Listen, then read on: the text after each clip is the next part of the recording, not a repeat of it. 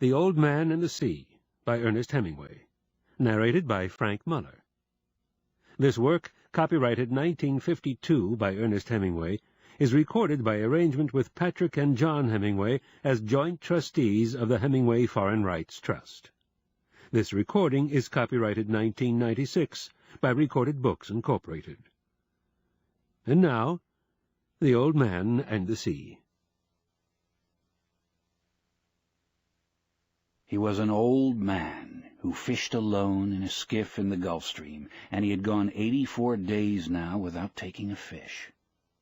In the first 40 days a boy had been with him, but after 40 days without a fish the boy's parents had told him that the old man was now definitely and finally Salau, which is the worst form of unlucky, and the boy had gone at their orders in another boat, which caught 3 good fish the first week. It made the boy sad to see the old man come in each day with his skiff empty, and he always went down to help him carry either the coiled lines or the gaff and harpoon and the sail that was furled around the mast. The sail was patched with flour sacks, and furled it looked like the flag of permanent defeat. The old man was thin and gaunt, with deep wrinkles in the back of his neck. The brown blotches of the benevolent skin cancer the sun brings from its reflection on the tropic sea were on his cheeks. The blotches ran well down the sides of his face, and his hands had the deep creased scars from handling heavy fish on the cords. But none of these scars were fresh. They were as old as erosions in a fishless desert. Everything about him was old, except his eyes, and they were the same color as the sea and were cheerful and undefeated. "Santiago," the boy said to him as they climbed the bank from where the skiff was hauled up, "I could go with you again. We've made some money." The old man had taught the boy to fish, and the boy loved him. "No," the old man said. "You're with a lucky boat. Stay with them." "But remember how you went 87 days without fish, and then we caught big ones every day for 3 weeks? "I remember," the old man said. "I know you did not leave me because you doubted." "It was Papa made me leave. I'm a boy, and I must obey him." "I know," the old man said. "It is quite normal." "He hasn't much faith." "No," the old man said. "But we have, haven't we?" "Yes," the boy said. "Can I offer you a beer on the terrace, and then we'll take the stuff home?" "Why not?" the old man said. "Between fishermen." They sat on the terrace, and many of the fishermen made fun of the old man, and he was not angry. Others of the older fishermen looked at him and were sad. But they did not show it, and they spoke politely about the current and the depths they had drifted their lines at, and the steady good weather, and of what they had seen. The successful fishermen of that day were already in, and had butchered their marlin out, and carried them laid full length across 2 planks, with 2 men staggering at the end of each plank to the fish house, where they waited for the ice truck to carry them to the market in Havana. Those who had caught sharks had taken them to the shark factory on the other side of the cove, where they were hoisted on a block and tackle, their livers removed, their fins cut off, and their hides skinned out, and their flesh cut into strips for salting. When the wind was in the east, a smell came across the harbor from the shark factory, but today there was only the faint edge of the odor, because the wind had backed into the north and then dropped off, and it was pleasant and sunny on the terrace. "Santiago," the boy said. "Yes," the old man said. He was holding his glass and thinking of many years ago. "Can I go out to get sardines for you tomorrow?" "No. Go and play baseball. I can still row, and Rogelio will throw the net." "I would like to go. If I cannot fish with you, I'd like to serve in some way." "You bought me a beer," the old man said. "You are already a man." "How old was I when you first took me in a boat?"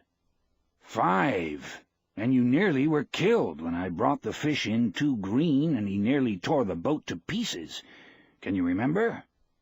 "I can remember the tails slapping and banging, and the thwart breaking, and the noise of the clubbing. I can remember you throwing me into the bow where the wet coiled lines were, and feeling the whole boat shiver, and the noise of you clubbing him like chopping a tree down, and the sweet blood smell all over me. Can you really remember that, or did I just tell it to you? I remember everything from when we first went together. The old man looked at him with his sunburned, confident, loving eyes. If you were my boy, I'd take you out and gamble, he said, but you are your father's and your mother's, and you are in a lucky boat. May I get the sardines? I know where I can get 4 baits, too. I have mine left from today. I put them in salt in the box. Let me get 4 fresh ones. 1, the old man said. His hope and his confidence had never gone, but now they were freshening as when the breeze rises. 2, the boy said. 2, the old man agreed. You didn't steal them. I would, the boy said, but I bought these. Thank you, the old man said. He was too simple to wonder when he had attained humility, but he knew he had attained it, and he knew it was not disgraceful, and it carried no loss of true pride. Tomorrow is going to be a good day with this current, he said. Where are you going? The boy asked. Far out to come in when the wind shifts. I want to be out before it is light. I'll try to get him to work far out, the boy said. Then if you hook something truly big, we can come to your aid. He does not like to work too far out. No, the boy said. But I will see something that he cannot see, such as a bird working, and get him to come out after dolphin. Are his eyes that bad? He is almost blind. It is strange, the old man said. He never went turtling. That is what kills the eyes. But you went turtling for years off the Mosquito Coast, and your eyes are good. I am a strange old man. But are you strong enough now for a truly big fish? I think so, and there are many tricks. Let us take the stuff home, the boy said, so I can get the cast net and go after the sardines. They picked up the gear from the boat. The old man carried the mast on his shoulder, and the boy carried the wooden box with the coiled, hard-braided brown lines, the gaff, and the harpoon with its shaft.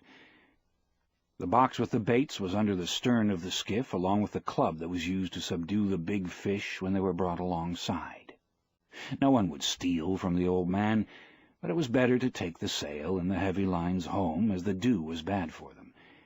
And though he was quite sure no local people would steal from him, the old man thought that a gaff and a harpoon were needless temptations to leave in a boat. They walked up the road together to the old man's shack and went in through its open door. The old man leaned the mast with its wrapped sail against the wall, and the boy put the box and the other gear beside it. The mast was nearly as long as the one room of the shack.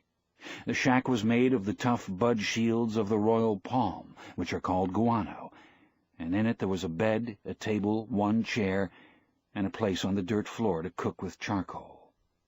On the brown walls of the flattened, overlapping leaves of the sturdy, fibered guano there was a picture in color of the Sacred Heart of Jesus, and another of the Virgin of Cobre. These were relics of his wife. Once there had been a tinted photograph of his wife on the wall, but he had taken it down because it made him too lonely to see it, and it was on the shelf in the corner under his clean shirt. "What do you have to eat?" the boy asked. "A pot of yellow rice with fish. Do you want some?" "No, I will eat at home. Do you want me to make the fire?"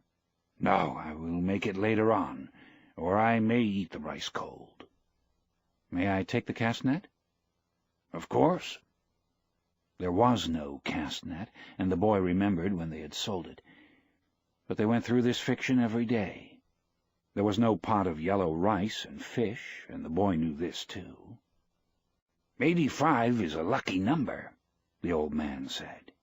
How would you like to see me bring one in that dressed out over 1,000 pounds? I'll get the cast net and go for sardines. Will you sit in the sun in the doorway? Yes, I have yesterday's paper, and I will read the baseball. The boy did not know whether yesterday's paper was a fiction, too, but the old man brought it out from under the bed. "Perico gave it to me at the bodega," he explained. "I'll be back when I have the sardines. I'll keep yours and mine together on ice, and we can share them in the morning. When I come back, you can tell me about the baseball." "The Yankees cannot lose." "But I fear the Indians of Cleveland."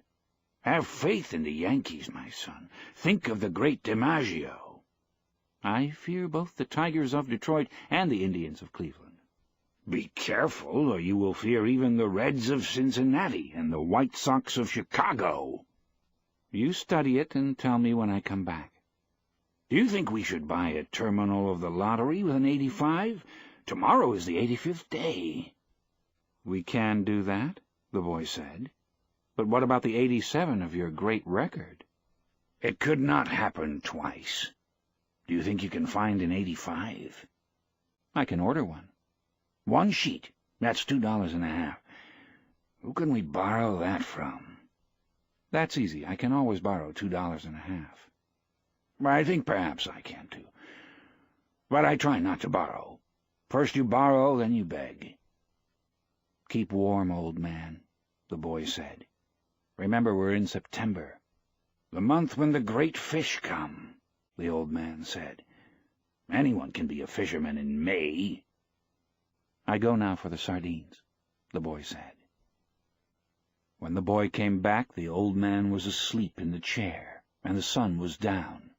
The boy took the old army blanket off the bed and spread it over the back of the chair and over the old man's shoulders. They were strange shoulders, still powerful, although very old, and the neck was still strong, too, and the creases did not show so much when the old man was asleep and his head fallen forward. His shirt had been patched so many times that it was like the sail, and the patches were faded to many different shades by the sun. The old man's head was very old, though, and with his eyes closed there was no life in his face. The newspaper lay across his knees, and the weight of his arm held it there in the evening breeze. He was barefooted. The boy left him there, and when he came back the old man was still asleep. "Wake up, old man," the boy said, and put his hand on one of the old man's knees. The old man opened his eyes, and for a moment he was coming back from a long way away. Then he smiled. "What have you got?" he asked. "Supper," said the boy. "We're going to have supper." "I'm not very hungry." "Come on and eat. You can't fish and not eat." "I have," the old man said, getting up and taking the newspaper and folding it. Then he started to fold the blanket. "Keep the blanket around you," the boy said. "You'll not fish without eating while I'm alive." "Then live a long time and take care of yourself," the old man said. "What are we eating?" "Black beans and rice, fried bananas, and some stew." The boy had brought them in a 2-decker metal container from the terrace. The 2 sets of knives and forks and spoons were in his pocket, with a paper napkin wrapped around each set. "Who gave this to you?" "Martin, the owner." "I must thank him." "I thanked him already," the boy said. "You don't need to thank him." "I'll give him the belly meat of a big fish," the old man said. "Has he done this for us more than once?" "I think so." "I must give him something more than the belly meat, then. He is very thoughtful for us." "He sent 2 beers." "I like the beer in cans best." "I know, but this is in bottles, a Tui beer, and I take back the bottles." "That's very kind of you," the old man said. "Should we eat?" "I've been asking you to," the boy told him gently. "I have not wished to open the container until you were ready." "I'm ready now," the old man said. "I only needed time to wash." Where did you wash? The boy thought. The village water supply was 2 streets down the road. I must have water here for him, the boy thought, and soap and a good towel. Why am I so thoughtless? I must get him another shirt, and a jacket for the winter, and some sort of shoes, and another blanket. "Your stew is excellent," the old man said. "Tell me about the baseball," the boy asked him. "In the American League it is the Yankees, as I said," the old man said happily. "They lost today," the boy told him.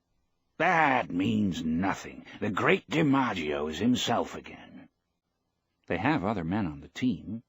"Naturally, but he makes the difference. In the other league between Brooklyn and Philadelphia, I must take Brooklyn. But then I think of Dick Sisler and those great drives in the old park." "There was nothing ever like them. He hits the longest ball I have ever seen." "Do you remember when he used to come to the terrace? I wanted to take him fishing, but I was too timid to ask him. Then I asked you to ask him, and you were too timid." "I know. It was a great mistake. He might have gone with us. Then we would have that for all of our lives." "I would like to take the great DiMaggio fishing," the old man said. "They say his father was a fisherman. Maybe he was as poor as we are and would understand." "The great Sizzler's father was never poor, and he, the father, was playing in the big leagues when he was my age." "When I was your age, I was before the mast on a square-rigged ship that ran to Africa, and I have seen lions on the beaches in the evening." "I know, you told me." "Should we talk about Africa or about baseball?" "Baseball, I think," the boy said. "Tell me about the great John J. McGraw." He said Hota for J. "He used to come to the terrace sometimes, too, in the older days, but he was rough and harsh-spoken and difficult when he was drinking. His mind was on horses as well as baseball.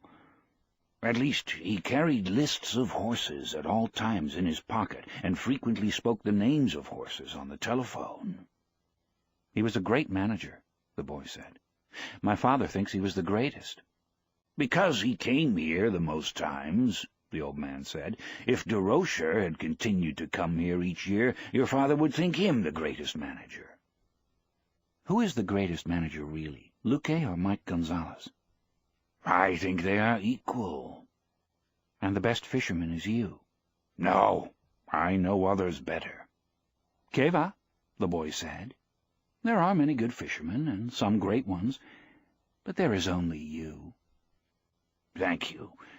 You make me happy. I hope no fish will come along so great that he will prove us wrong." "There is no such fish, if you are still strong as you say." "I may not be as strong as I think," the old man said, "but I know many tricks, and I have resolution." "You ought to go to bed now so that you will be fresh in the morning. I will take the things back to the terrace." "Good night, then. I will wake you in the morning." "You're my alarm clock," the boy said. "Age is my alarm clock," the old man said. "Why do old men wake so early? Is it to have one longer day?" "I don't know," the boy said. "All I know is that young boys sleep late and hard." "I can remember it," the old man said. "I'll waken you in time." "I do not like for him to waken me. It is as though I were inferior." "I know." "Sleep well, old man." The boy went out. They had eaten with no light on the table, and the old man took off his trousers and went to bed in the dark. He rolled his trousers up to make a pillow, putting the newspaper inside them. He rolled himself in the blanket and slept on the other old newspapers that covered the springs of the bed. He was asleep in a short time, and he dreamed of Africa when he was a boy, and the long golden beaches, and the white beaches, so white they hurt your eyes, and the high capes, and the great brown mountains. He lived along that coast now every night, and in his dreams he heard the surf roar, and saw the native boats come riding through it. He smelled the tar and oakum of the deck as he slept, and he smelled the smell of Africa that the land breeze brought at morning. Usually, when he smelled the land breeze, he woke up and dressed to go and wake the boy. But tonight the smell of the land breeze came very early, and he knew it was too early in his dream, and went on dreaming, to see the white peaks of the islands rising from the sea, and then he dreamed of the different harbors and roadsteads of the Canary Islands. He no longer dreamed of storms, nor of women, nor of great occurrences, nor of great fish, nor fights, nor contests of strength, nor of his wife. He only dreamed of places now, and of the lions on the beach. They played like young cats in the dusk, and he loved them as he loved the boy. He never dreamed about the boy. He simply woke, looked out the open door at the moon, and unrolled his trousers and put them on. He urinated outside the shack and then went up the road to wake the boy. He was shivering with the morning cold, but he knew he would shiver himself warm, and that soon he would be rowing. The door of the house where the boy lived was unlocked, and he opened it and walked in quietly with his bare feet. The boy was asleep on a cot in the first room, and the old man could see him clearly with the light that came in from the dying moon. He took hold of one foot, gently, and held it until the boy woke and turned and looked at him. The old man nodded, and the boy took his trousers from the chair by the bed, and sitting on the bed pulled them on. The old man went out the door, and the boy came after him. He was sleepy, and the old man put his arm across his shoulders and said, "I am sorry." "Que va?" the boy said. "It is what a man must do." They walked down the road to the old man's shack, and all along the road in the dark, barefoot men were moving, carrying the masts of their boats. When they reached the old man's shack, the boy took the rolls of line and the basket and the harpoon and gaff, and the old man carried the mast with the furled sail on his shoulder. "Do you want coffee?" the boy asked. "We'll put the gear in the boat and then get some." They had coffee from condensed milk cans at an early morning place that served fishermen. "How did you sleep, old man?" the boy asked. He was waking up now, although it was still hard for him to leave his sleep. "Very well, Manolin," the old man said. "I feel confident today." "So do I," the boy said. "Now I must get your sardines and mine and your fresh baits. He brings our gear himself. He never wants anyone to carry anything." "We're different," the old man said. "I let you carry things when you were 5 years old." "I know it," the boy said. "I'll be right back. Have another coffee. We have credit here." He walked off barefooted on the coral rocks to the ice house where the baits were stored. The old man drank his coffee slowly. It was all he would have all day, and he knew that he should take it. For a long time now eating had bored him, and he never carried a lunch.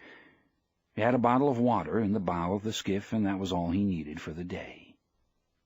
The boy was back now with the sardines and the 2 baits wrapped in a newspaper, and they went down the trail to the skiff, feeling the pebbled sand under their feet, and lifted the skiff and slid her into the water. "Good luck, old man." "Good luck," the old man said. He fitted the rope lashings of the oars onto the thole pins, and leaning forward against the thrust of the blades in the water, he began to row out of the harbor in the dark. There were other boats from the other beaches going out to sea, and the old man heard the dip and push of their oars, even though he could not see them now the moon was below the hills. Sometimes someone would speak in a boat, but most of the boats were silent, except for the dip of the oars. They spread apart after they were out of the mouth of the harbor, and each one headed for the part of the ocean where he hoped to find fish. The old man knew he was going far out, and he left the smell of the land behind, and rowed out into the clean early morning smell of the ocean. He saw the phosphorescence of the Gulf weed in the water as he rowed over the part of the ocean that the fishermen called the Great Well, because there was a sudden deep of 700 fathoms, where all sorts of fish congregated, because of the swirl the current made against the steep walls of the floor of the ocean. Here there were concentrations of shrimp and baitfish, and sometimes schools of squid in the deepest holes, and these rose close to the surface at night, where all the wandering fish fed on them. In the dark the old man could feel the morning coming, and as he rowed he heard the trembling sound as flying fish left the water, and the hissing that their stiff set wings made as they soared away in the darkness. He was very fond of flying fish, as they were his principal friends on the ocean.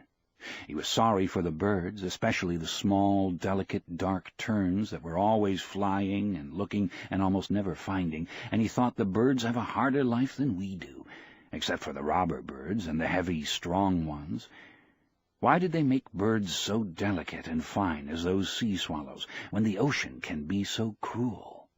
She is kind and very beautiful, but she can be so cruel, and it comes so suddenly, and such birds that fly dipping and hunting with their small, sad voices are made too delicately for the sea. He always thought of the sea as la mar, which is what people call her in Spanish when they love her. Sometimes those who love her say bad things of her, but they are always said as though she were a woman. Some of the younger fishermen, those who used buoys as floats for their lines and had motor boats bought when the shark livers had brought much money, spoke of her as El Mar, which is masculine. They spoke of her as a contestant, or a place, or even an enemy. But the old man always thought of her as feminine, and as something that gave or withheld great favors. And if she did wild or wicked things, it was because she could not help them. The moon affects her as it does a woman, he thought. He was rowing steadily, and it was no effort for him, since he kept well within his speed, and the surface of the ocean was flat except for the occasional swirls of the current. He was letting the current do a third of the work, and as it started to be light, he saw he was already further out than he had hoped to be at this hour. I worked the deep wells for a week and did nothing, he thought. Today I'll work out where the schools of Bonito and Albacore are, and maybe there will be a big one with them. Before it was really light, he had his baits out and was drifting with the current. One bait was down 40 fathoms. The second was at 75, and the third and fourth were down in the blue water at 100 and 125 fathoms. Each bait hung head down, with the shank of the hook inside the baitfish, tied and sewed solid, and all the projecting part of the hook, the curve and the point, was covered with fresh sardines. Each sardine was hooked through both eyes, so that they made a half garland on the projecting steel. There was no part of the hook that a great fish could feel, which was not sweet-smelling and good-tasting. The boy had given him 2 fresh small tunas, or albacores, which hung on the 2 deepest lines like plummets, and on the others he had a big blue runner and a yellow jack that had been used before, but they were in good condition still, and had the excellent sardines to give them scent and attractiveness. Each line, as thick around as a big pencil, was looped onto a green sapped stick, so that any pull or touch on the bait would make the stick dip, and each line had 2 40-fathom coils, which could be made fast to the other spare coils, so that if it were necessary, a fish could take out over 300 fathoms of line. Now the man watched the dip of the 3 sticks over the side of the skiff, and rowed gently to keep the line straight up and down and at their proper depths. It was quite light, and any moment now the sun would rise. The sun rose thinly from the sea, and the old man could see the other boats, low on the water and well in toward the shore, spread out across the current. Then the sun was brighter, and the glare came on the water, and then, as it rose clear, the flat sea sent it back at his eyes, so that it hurt sharply, and he rowed without looking into it. He looked down into the water, and watched the lines that went straight down into the dark of the water. He kept them straighter than anyone did, so that at each level in the darkness of the stream there would be a bait waiting exactly where he wished it to be for any fish that swam there. Others let them drift with the current, and sometimes they were at 60 fathoms when the fishermen thought they were at 100. But, he thought, I keep them with precision. Only I have no luck any more. But who knows? Maybe today. Every day is a new day. It is better to be lucky. But I would rather be exact. Then when luck comes, you are ready. The sun was 2 hours higher now, and it did not hurt his eyes so much to look into the east. There were only 3 boats in sight now, and they showed very low and far inshore. All my life the early sun has hurt my eyes, he thought. Yet they are still good. In the evening I can look straight into it without getting the blackness. It has more force in the evening, too, but in the morning it is painful. Just then he saw a man-of-war bird with his long black wings circling in the sky ahead of him. He made a quick drop, slanting down on his back-swept wings, and then circled again. "He's got something," the old man said aloud. "He's not just looking." He rowed slowly and steadily toward where the bird was circling. He did not hurry, and he kept his lines straight up and down. But he crowded the current a little, so that he was still fishing correctly, though faster than he would have fished if he was not trying to use the bird. The bird went higher in the air, and circled again, his wings motionless. Then he dove suddenly, and the old man saw a flying fish spurt out of the water and sailed desperately over the surface. "Dolphin," the old man said aloud. "Big dolphin." He shipped his oars and brought a small line from under the bow. It had a wire leader and a medium-sized hook, and he baited it with one of the sardines. He let it go over the side and then made it fast to a ring-bolt in the stern. Then he baited another line and left it coiled in the shade of the bow. He went back to rowing and to watching the long-winged black bird who was working now low over the water. As he watched, the bird dipped again, slanting his wings for the dive and then swinging them wildly and ineffectually as he followed the flying fish.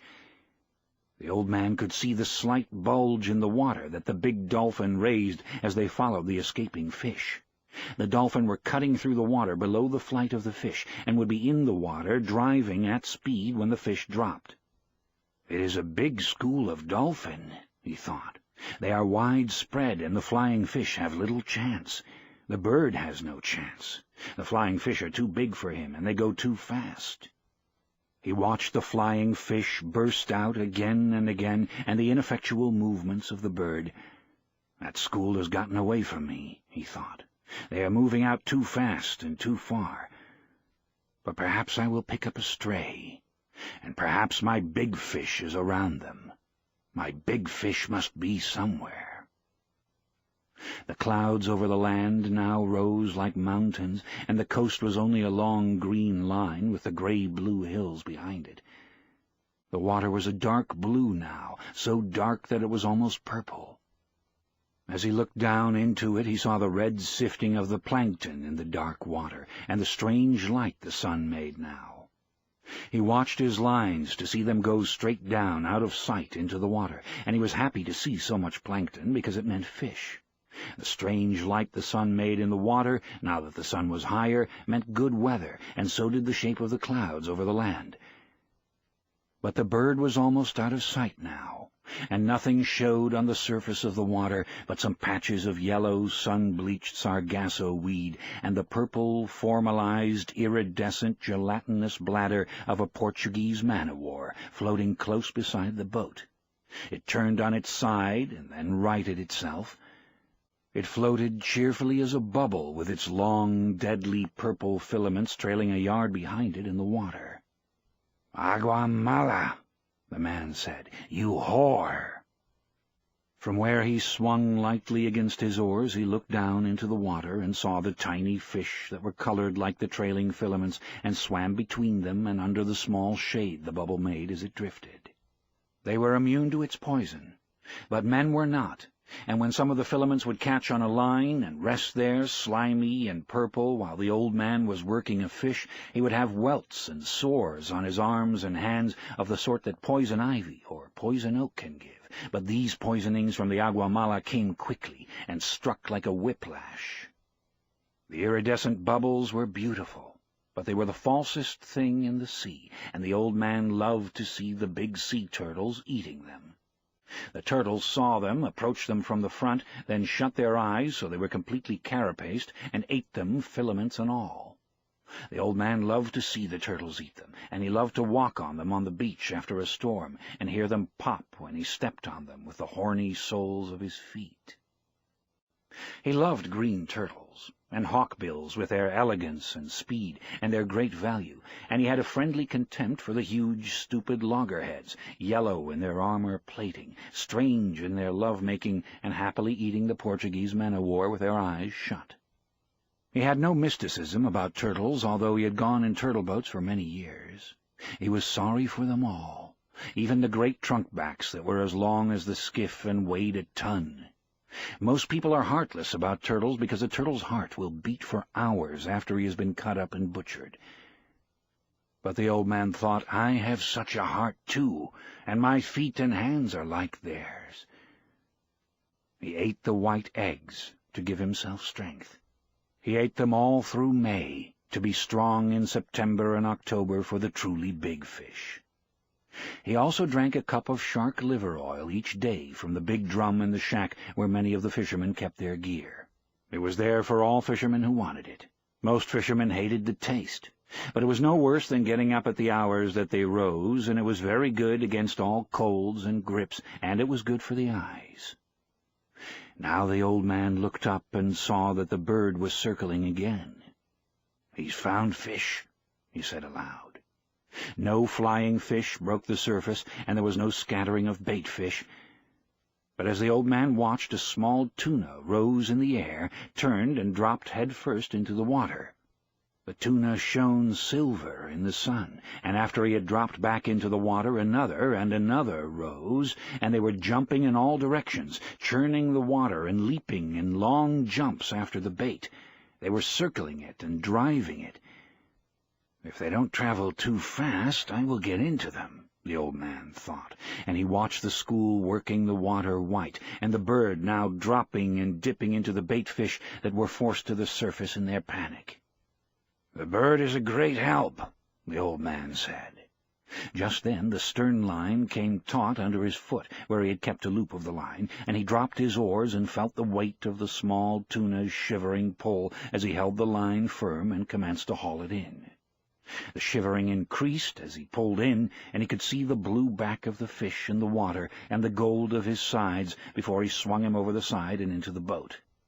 He lay in the stern in the sun, compact and bullet-shaped, his big, unintelligent eyes staring as he thumped his life out against the planking of the boat with the quick, shivering strokes of his neat, fast-moving tail.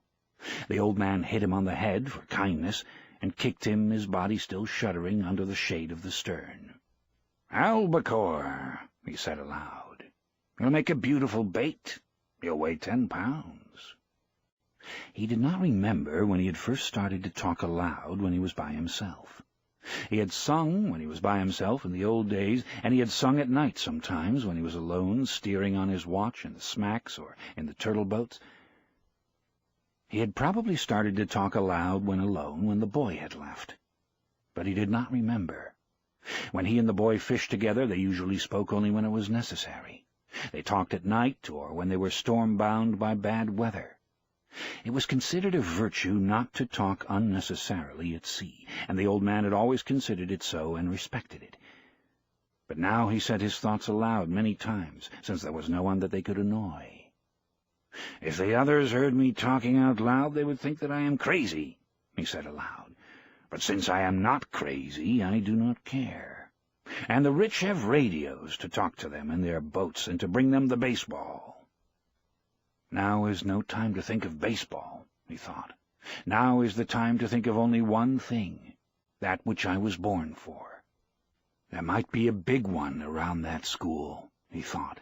"I picked up only a straggler from the albacore that were feeding, but they are working far out and fast. Everything that shows on the surface today travels very fast and to the northeast. Can that be the time of day? Or is it some sign of weather that I do not know?" He could not see the green of the shore now, but only the tops of the blue hills that showed white as though they were snow-capped, and the clouds that looked like high snow mountains above them. The sea was very dark, and the light made prisms in the water. The myriad flecks of the plankton were annulled now by the high sun, and it was only the great deep prisms in the blue water that the old man saw now, with his lines going straight down into the water that was a mile deep. The tuna, the fishermen called all the fish of that species tuna, and only distinguished among them by their proper names when they came to sell them or to trade them for baits, were down again. The sun was hot now, and the old man felt it on the back of his neck, and felt the sweat trickle down his back as he rowed. "I could just drift," he thought, "and sleep, and put a bight of line around my toe to wake me. But today is 85 days, and I should fish the day well." Just then, watching his lines, he saw one of the projecting green sticks dip sharply. "Yes," he said, "yes," and shipped his oars without bumping the boat. He reached out for the line and held it softly between the thumb and forefinger of his right hand. He felt no strain nor weight, and he held the line lightly. Then it came again. This time it was a tentative pull, not solid nor heavy, and he knew exactly what it was. 100 fathoms down, a marlin was eating the sardines that covered the point and the shank of the hook where the hand-forged hook projected from the head of the small tuna. The old man held the line delicately and softly with his left hand unleashed it from the stick. Now he could let it run through his fingers without the fish feeling any tension. This far out, he must be huge in this month, he thought. Eat them, fish. Eat them. Please eat them. How fresh they are, and you down there 600 feet in that cold water in the dark. Make another turn in the dark and come back and eat them. He felt the light, delicate pulling, and then a harder pull, when a sardine's head must have been more difficult to break from the hook. Then there was nothing. "Come on," the old man said aloud. "Make another turn. Just smell them. Aren't they lovely? Eat them good now. And then there is the tuna, hard and cold and lovely. Don't be shy, fish. Eat them." He waited with the line between his thumb and his finger, watching it and the other lines at the same time, for the fish might have swum up or down. Then came the same delicate, pulling touch again. "He'll take it," the old man said aloud. "God help him to take it." He did not take it, though. He was gone, and the old man felt nothing. "He can't have gone," he said. "Christ knows he can't have gone. He's making a turn. Maybe he has been hooked before, and he remembers something of it." Then he felt the gentle touch on the line, and he was happy. It was only his turn, he said. He'll take it. He was happy, feeling the gentle pulling. And then he felt something hard and unbelievably heavy. It was the weight of the fish, and he let the line slip down, down, down, unrolling off the first of the 2 reserve coils. As it went down, slipping lightly through the old man's fingers, he could still feel the great weight, though the pressure of his thumb and finger were almost imperceptible. "What a fish," he said. "He has it sideways in his mouth now, and he is moving off with it." "Then he will turn and swallow it," he thought. He did not say that because he knew that if you said a good thing it might not happen. He knew what a huge fish this was, and he thought of him moving away in the darkness with the tuna held crosswise in his mouth. At that moment he felt him stop moving, but the weight was still there. Then the weight increased, and he gave more line. He tightened the pressure of his thumb and finger for a moment, and the weight increased and was going straight down. "He's taken it," he said. "Now I'll let him eat it well." He let the line slip through his fingers while he reached down with his left hand and made fast the free end of the 2 reserve coils to the loop of the 2 reserve coils of the next line. Now he was ready. He had 3 40-fathom coils of line in reserve now, as well as the coil he was using. "Eat it a little more," he said. "Eat it well. Eat it so that the point of the hook goes into your heart and kills you," he thought. "Come up easy and let me put the harpoon into you." "All right. Are you ready? Have you been long enough at table?" "Now," he said aloud, and struck hard with both hands, gained a yard of line, and then struck again and again, swinging with each arm alternately on the cord with all the strength of his arms and the pivoted weight of his body. Nothing happened. The fish just moved away slowly, and the old man could not raise him an inch. His line was strong and made for heavy fish, and he held it against his back until it was so taut that beads of water were jumping from it. Then it began to make a slow hissing sound in the water, and he still held it, bracing himself against the thwart and leaning back against the pull. The boat began to move slowly off toward the northwest. The fish moved steadily, and they traveled slowly on the calm water. The other baits were still in the water, but there was nothing to be done. "I wish I had the boy," the old man said aloud. "I'm being towed by a fish, and I'm the towing bit. I could make the line fast, but then he could break it.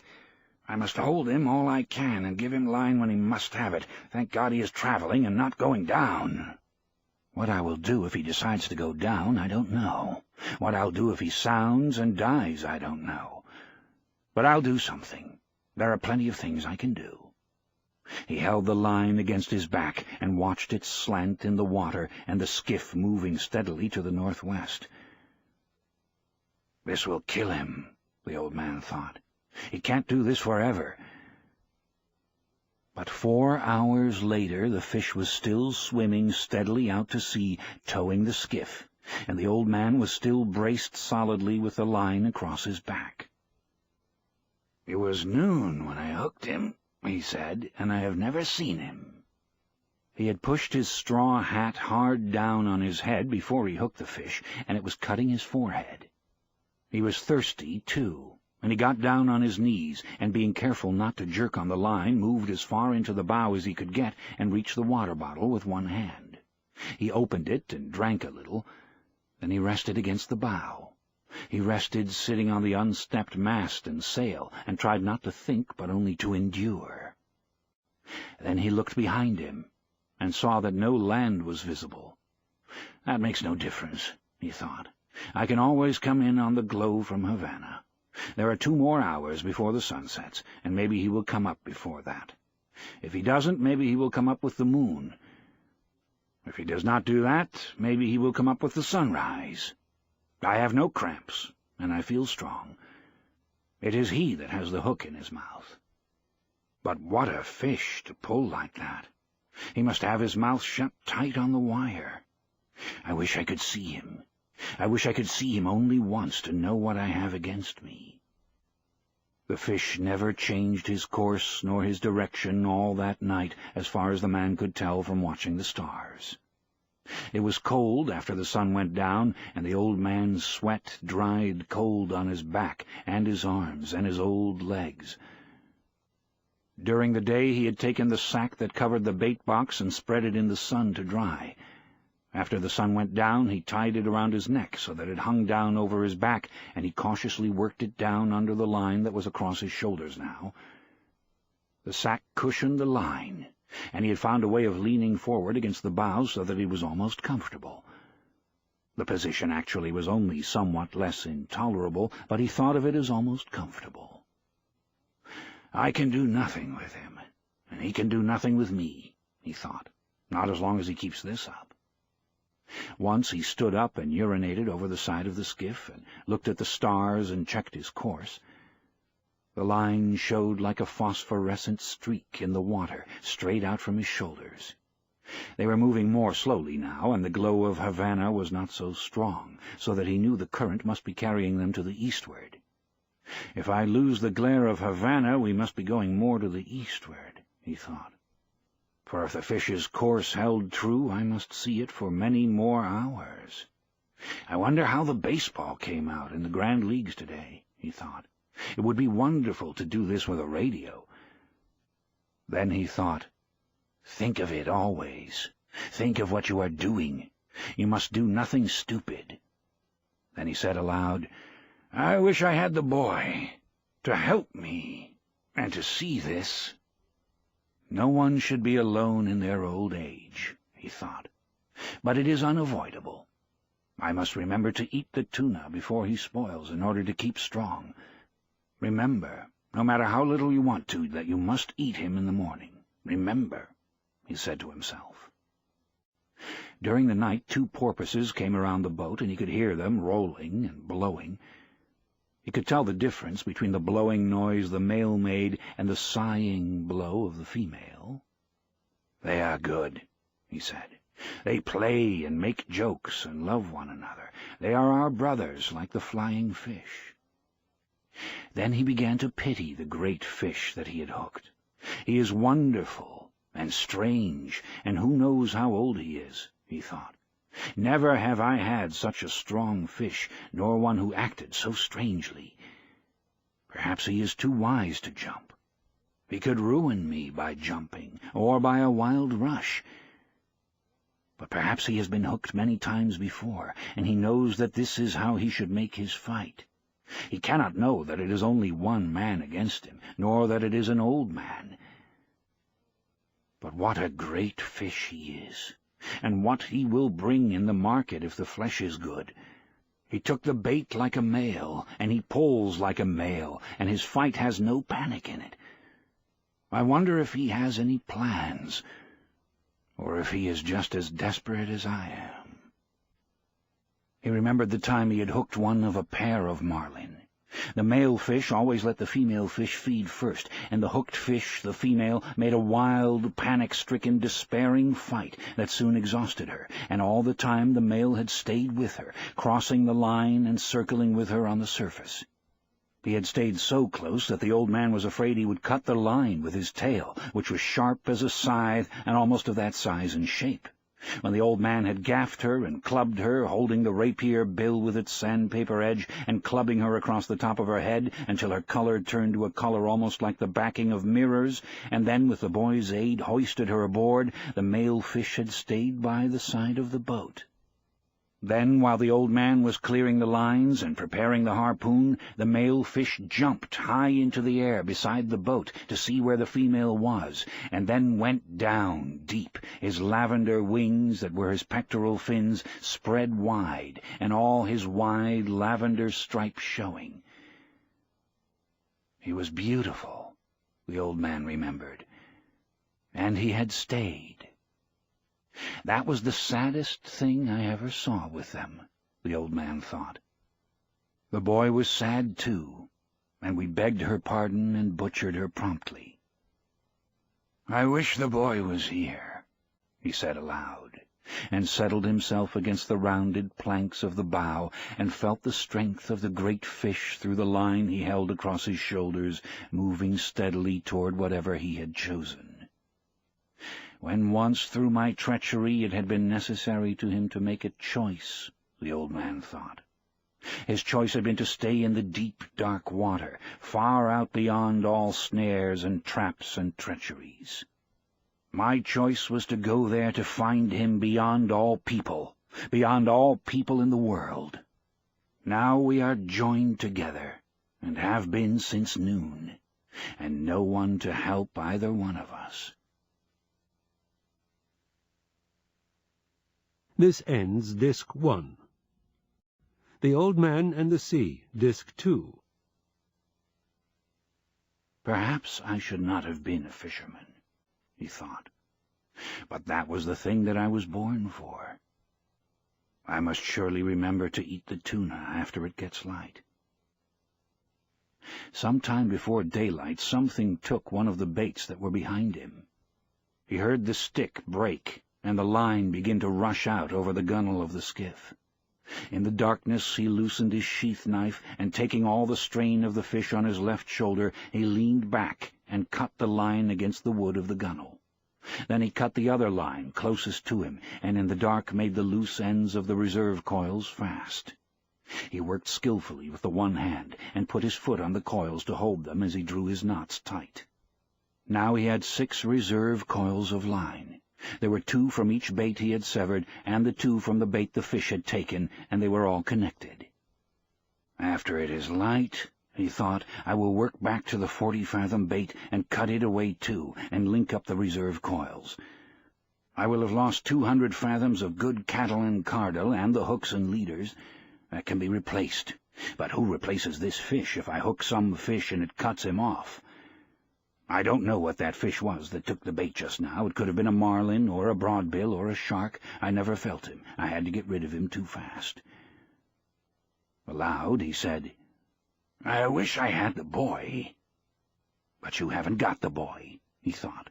You have only yourself, and you had better work back to the last line now, in the dark or not in the dark, and cut it away and hook up the 2 reserve coils.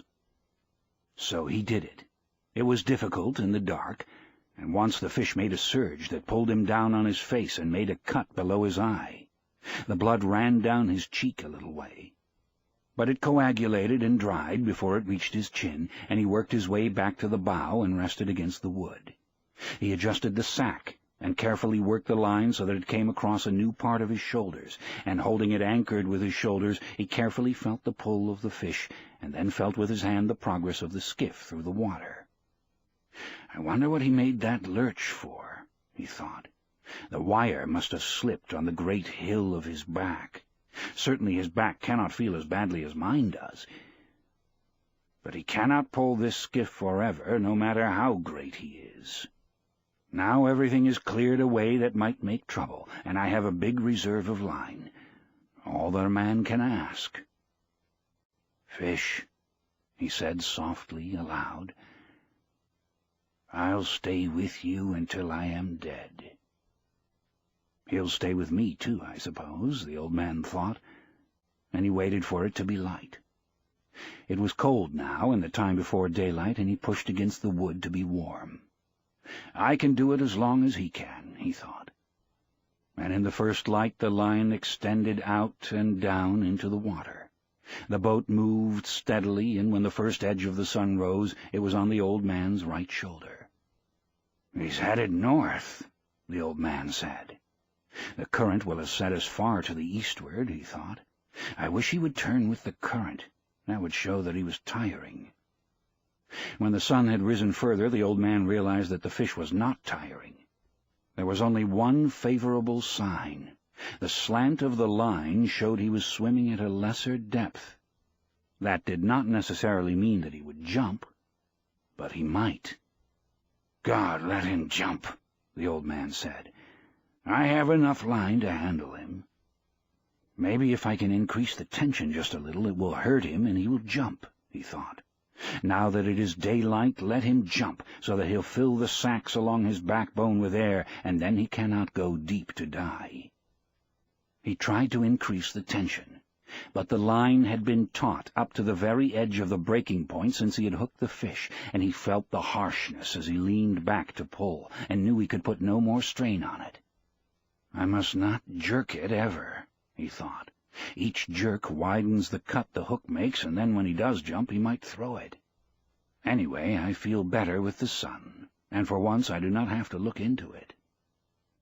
There was yellow weed on the line, but the old man knew that only made an added drag, and he was pleased. It was the yellow gulf weed that had made so much phosphorescence in the night. "Fish," he said, "I love you and respect you very much, but I will kill you dead before this day ends." Let us hope so, he thought. A small bird came toward the skiff from the north. He was a warbler, and flying very low over the water. The old man could see that he was very tired. The bird made the stern of the boat, and rested there. Then he flew around the old man's head, and rested on the line, where he was more comfortable. "How old are you?" the old man asked the bird. "Is this your first trip?" The bird looked at him when he spoke. He was too tired even to examine the line, and he teetered on it as his delicate feet gripped it fast. "It's steady," the old man told him. "It's too steady. You shouldn't be that tired after a windless night. What are birds coming to?" The hawks, he thought, that come out to sea to meet them. But he said nothing of this to the bird, who could not understand him anyway, and who would learn about the hawks soon enough. "Take a good rest, small bird," he said. "Then go in and take your chance like any man or bird or fish." It encouraged him to talk, because his back had stiffened in the night, and it hurt truly now. "Stay at my house if you like, bird," he said. "I am sorry I cannot hoist the sail and take you in with the small breeze that is rising, but I am with a friend." Just then the fish gave a sudden lurch that pulled the old man down onto the bow, and would have pulled him overboard if he had not braced himself and given some line. The bird had flown up when the line jerked, and the old man had not even seen him go. He felt the line carefully with his right hand, and noticed his hand was bleeding. "Something hurt him, then," he said aloud, and pulled back on the line to see if he could turn the fish. but when he was touching the breaking point he held steady and settled back against the strain of the line. "You're feeling it now, fish," he said, "and so, God knows, am I." He looked around for the bird now, because he would have liked him for company. The bird was gone. "You did not stay long," the man thought, "but it is rougher where you are going until you make the shore. How did I let the fish cut me with that one quick pull he made? I must be getting very stupid. Or perhaps I was looking at the small bird and thinking of him. Now I will pay attention to my work, and then I must eat the tuna so that I will not have a failure of strength. I wish the boy were here and that I had some salt," he said aloud. Shifting the weight of the line to his left shoulder and kneeling carefully, he washed his hand in the ocean and held it there, submerged, for more than a minute, watching the blood trail away and the steady movement of the water against his hand as the boat moved. "He has slowed much," he said. The old man would have liked to keep his hand in the salt water longer, but he was afraid of another sudden lurch by the fish, and he stood up and braced himself and held his hand up against the sun. It was only a line burn that had cut his flesh, but it was in the working part of his hand. He knew he would need his hands before this was over, and he did not like to be cut before it started. "Now," he said, when his hand had dried, "I must eat the small tuna. I can reach him with the gaff and eat him here in comfort." He knelt down and found the tuna under the stern with the gaff and drew it toward him, keeping it clear of the coiled lines. Holding the line with his left shoulder again and bracing on his left hand and arm, he took the tuna off the gaff hook and put the gaff back in place. He put one knee on the fish and cut strips of dark red meat longitudinally from the back of the head to the tail. They were wedge-shaped strips, and he cut them from next to the backbone down to the edge of the belly. When he had cut 6 strips, he spread them out on the wood of the bow, wiped his knife on his trousers, and lifted the carcass of the bonito by the tail and dropped it overboard. "I don't think I can eat an entire one," he said, and drew his knife across one of the strips. He could feel the steady, hard pull of the line, and his left hand was cramped. It drew up tight on the heavy cord, and he looked at it in disgust. "What kind of a hand is that?" he said. "Cramp, then, if you want. Make yourself into a claw. It will do you no good." "Come on," he thought, and looked down into the dark water at the slant of the line. "Eat it now, and it will strengthen the hand. It is not the hand's fault, and you have been many hours with the fish.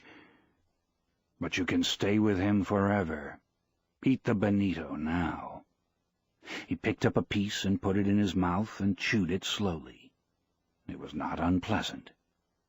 Chew it well, he thought, and get all the juices. It would not be bad to eat with a little lime, or with lemon, or with salt. "How do you feel, hand?" he asked the cramped hand that was almost as stiff as rigor mortis. "I'll eat some more for you." He ate the other part of the piece that he had cut in two. He chewed it carefully and then spat out the skin. "How does it go, hand? Or is it too early to know?" He took another full piece and chewed it. "It is a strong, full-blooded fish," he thought.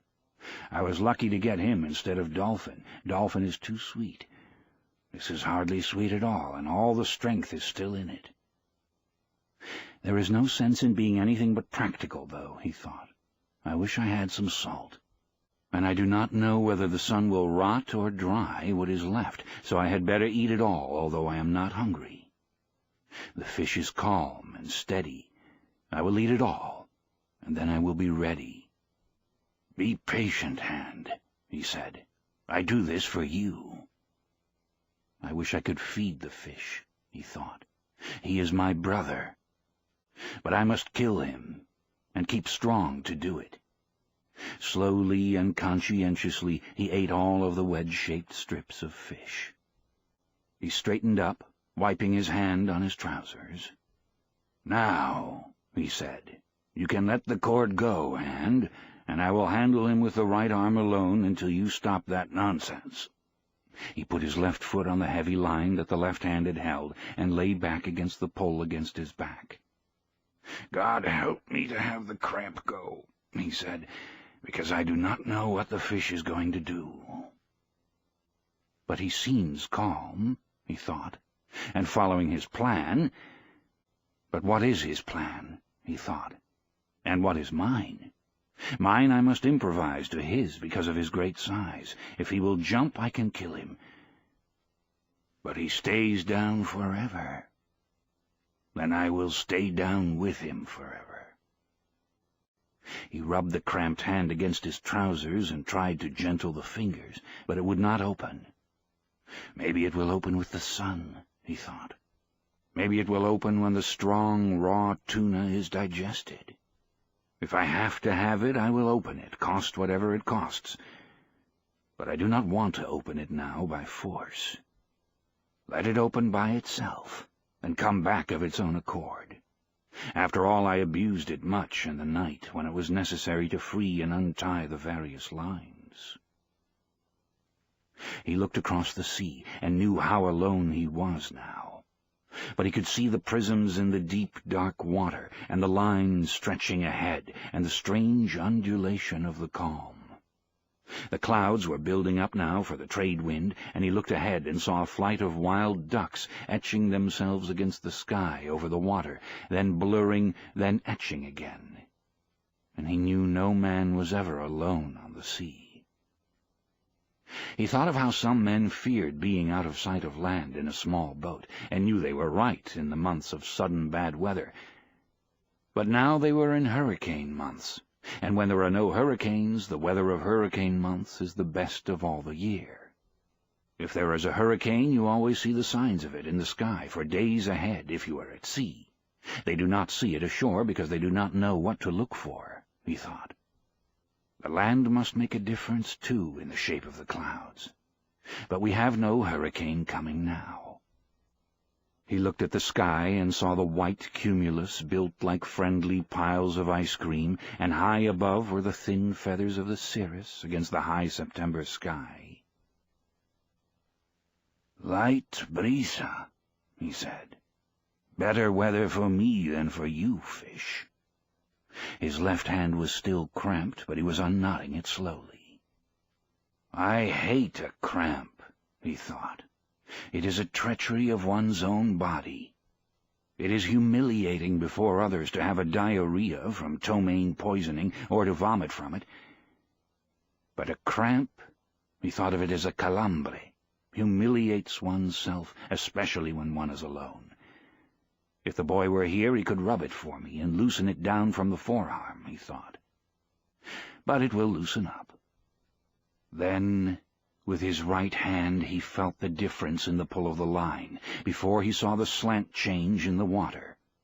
Then, as he leaned against the line and slapped his left hand hard and fast against his thigh, he saw the line slanting slowly upward. "He's coming up," he said. "Come on, hand. Please come on." The line rose slowly and steadily, and then the surface of the ocean bulged ahead of the boat, and the fish came out. He came out unendingly, and water poured from his sides.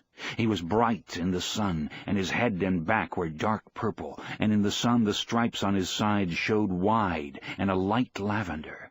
His sword was as long as a baseball bat and tapered like a rapier, and he rose his full length from the water and then re-entered it smoothly like a diver, and the old man saw the great scythe blade of his tail go under, and the line commenced to race out. "He is 2 feet longer than the skiff," the old man said.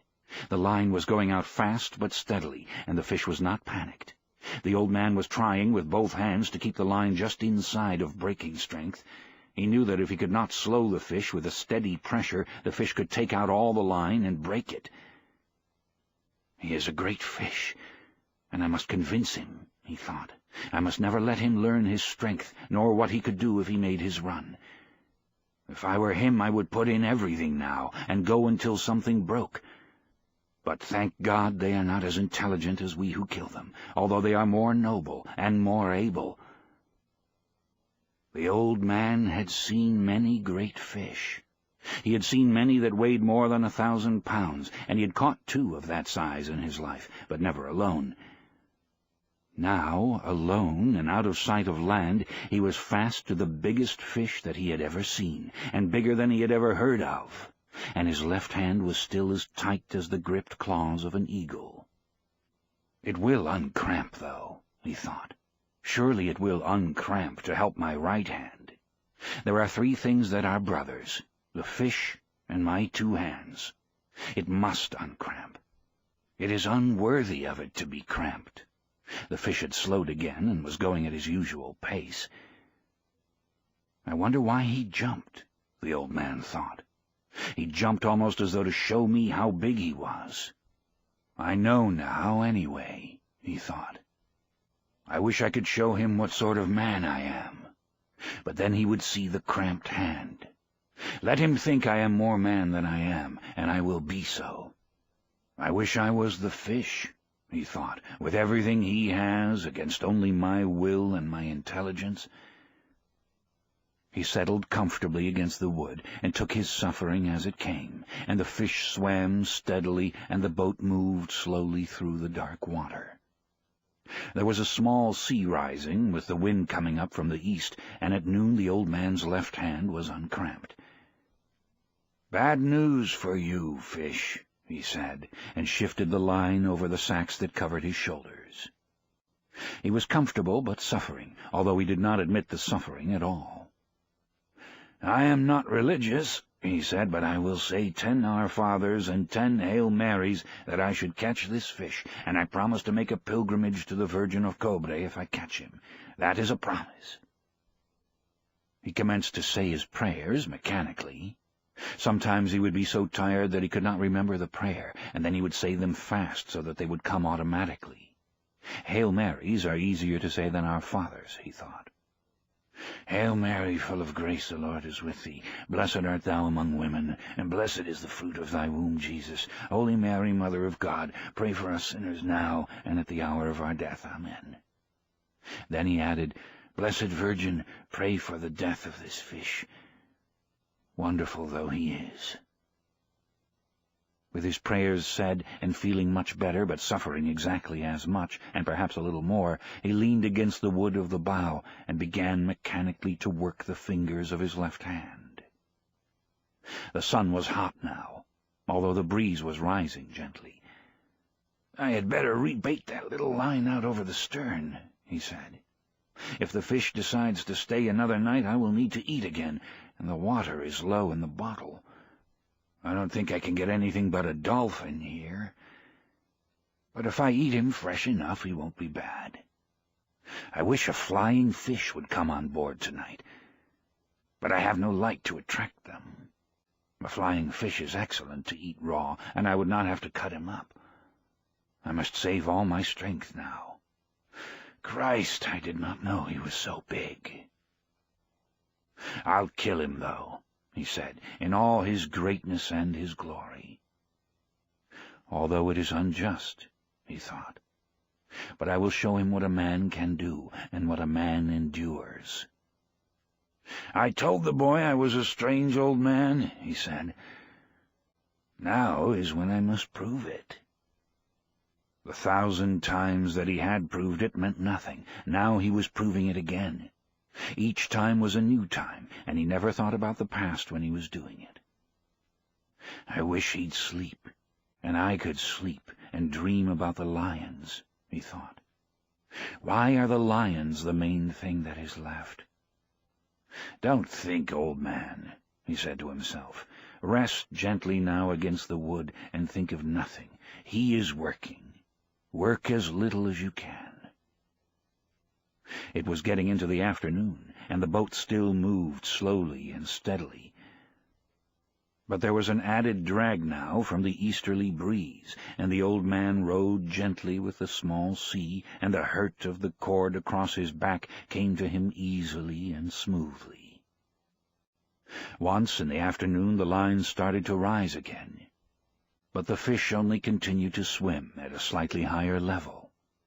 The sun was on the old man's left arm and shoulder and on his back, so he knew the fish had turned east of north, Now that he had seen him once, he could picture the fish swimming in the water, with his purple pectoral fins set wide as wings, and the great erect tail slicing through the dark. "I wonder how much he sees at that depth," the old man thought. "His eye is huge, and a horse with much less eye can see in the dark. Once I could see quite well in the dark. Not in the absolute dark, but almost as a cat sees." The sun and his steady movement of his fingers had uncramped his left hand now completely, and he began to shift more of the strain to it, and he shrugged the muscles of his back to shift the hurt of the cord a little. "If you're not tired, fish," he said aloud, "you must be very strange." He felt very tired now, and he knew the night would come soon, and he tried to think of other things. He thought of the big leagues. To him they were the Gran Ligas, and he knew that the Yankees of New York were playing the Tigres of Detroit. "This is the second day now that I do not know the result of the Juegos," he thought. "But I must have confidence, and I must be worthy of the great DiMaggio, who does all things perfectly, even with the pain of the bone spur in his heel." "What is a bone spur?" he asked himself. "Una espuela de hueso. We do not have them. Can it be as painful as the spur of a fighting cock in one's heel? I do not think I could endure that, or the loss of the eye, and of both eyes, and continue to fight as the fighting cocks do. Man is not much beside the great birds and beasts. Still, I would rather be that beast down there in the darkness of the sea. Unless sharks come," he said aloud. "If sharks come, God pity him and me." "Do you believe the great DiMaggio would stay with a fish as long as I will stay with this one?" he thought. "I am sure he would, and more since he is young and strong. Also his father was a fisherman. But would the bone spur hurt him too much? I do not know," he said aloud. "I never had a bone spur." As the sun set, he remembered, to give himself more confidence, the time in the tavern at Casablanca, when he had played the hand game with the great Negro from Cienfuegos, who was the strongest man on the docks. They had gone 1 day and 1 night, with their elbows on a chalk line on the table, and their forearms straight up, and their hands gripped tight. Each one was trying to force the other's hand down onto the table. There was much betting, and people went in and out of the room under the kerosene lights, and he had looked at the arm and hand of the Negro, and at the Negro's face. They changed the referees every 4 hours after the first 8, so that the referees could sleep. Blood came out from under the fingernails of both his and the Negro's hands, and they looked each other in the eye, and at their hands and forearms, and the bettors went in and out of the room, and sat on high chairs against the wall, and watched. The walls were painted bright blue, and were of wood, and the lamps threw their shadows against them. The Negro's shadow was huge, and it moved on the wall as the breeze moved the lamps. The odds would change back and forth all night, and they fed the Negro rum and lighted cigarettes for him. Then the Negro, after the rum, would try for a tremendous effort, and once he had the old man, who was not an old man then, but was Santiago el Campeón, nearly 3 inches off balance, but the old man had raised his hand up to dead even again. He was sure then that he had the Negro, who was a fine man and a great athlete, beaten. And at daylight, when the bettors were asking that it be called a draw, and the referee was shaking his head, he had unleashed his effort and forced the hand of the Negro down and down until it rested on the wood. The match had started on a Sunday morning and ended on a Monday morning. Many of the bettors had asked for a draw because they had to go to work on the docks loading sacks of sugar, or at the Havana Coal Company. Otherwise, everyone would have wanted it to go to a finish. But he had finished it anyway, and before anyone had to go to work. For a long time after that, everyone had called him the champion, and there had been a return match in the spring. But not much money was bet, and he had won it quite easily, since he had broken the confidence of the Negro from Cienfuegos in the first match. After that he had a few matches, and then no more. He decided that he could beat anyone if he wanted to badly enough, and he decided that it was bad for his right hand for fishing. He had tried a few practice matches with his left hand, but his left hand had always been a traitor and would not do what he called on it to do, and he did not trust it. The sun will bake it out well now, he thought. It should not cramp on me again, unless it gets too cold in the night. I wonder what this night will bring. An airplane passed overhead on its course to Miami, and he watched its shadow scaring up the schools of flying fish. With so much flying fish there should be dolphin, he said, and leaned back on the line to see if it was possible to gain any on his fish. But he could not, and it stayed at the hardness and water-drop shivering that preceded breaking. The boat moved ahead slowly, and he watched the airplane until he could no longer see it. It must be very strange in an airplane, he thought. I wonder what the sea looks like from that height. They should be able to see the fish well, if they do not fly too high. I would like to fly very slowly at 200 fathoms high and see the fish from above. In the turtle boats I was in the cross-trees of the masthead, and even at that height I saw much. The dolphin look greener from there, and you can see their stripes and their purple spots, and you can see all of the school as they swim. Why is it that all the fast-moving fish of the dark current have purple backs, and usually purple stripes or spots? The dolphin looks green, of course, because he is really golden, but when he comes to feed, truly hungry, purple stripes show on his sides, as on a marlin. Can it be anger, or the greater speed he makes that brings them out?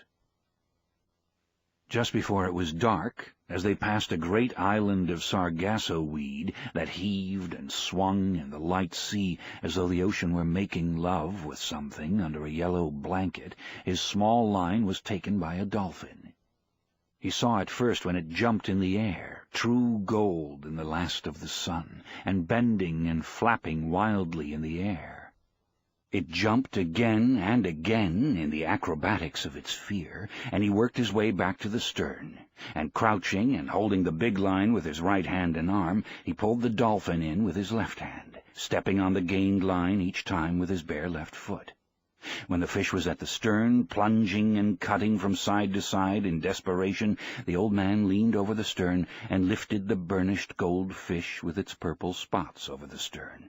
Its jaws were working convulsively in quick bites against the hook, and it pounded the bottom of the skiff with its long, flat body, its tail, and its head, until he clubbed it across the shining golden head until it shivered and was still. The old man unhooked the fish, rebaited the line with another sardine, and tossed it over. Then he worked his way slowly back to the bow. He washed his left hand and wiped it on his trousers.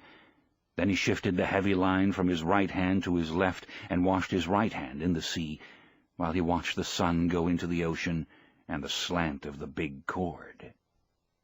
"He hasn't changed at all," he said. But watching the movement of the water against his hand, he noted that it was perceptibly slower. "I'll lash the 2 oars together across the stern, and that will slow him in the night," he said. "He's good for the night. And so am I."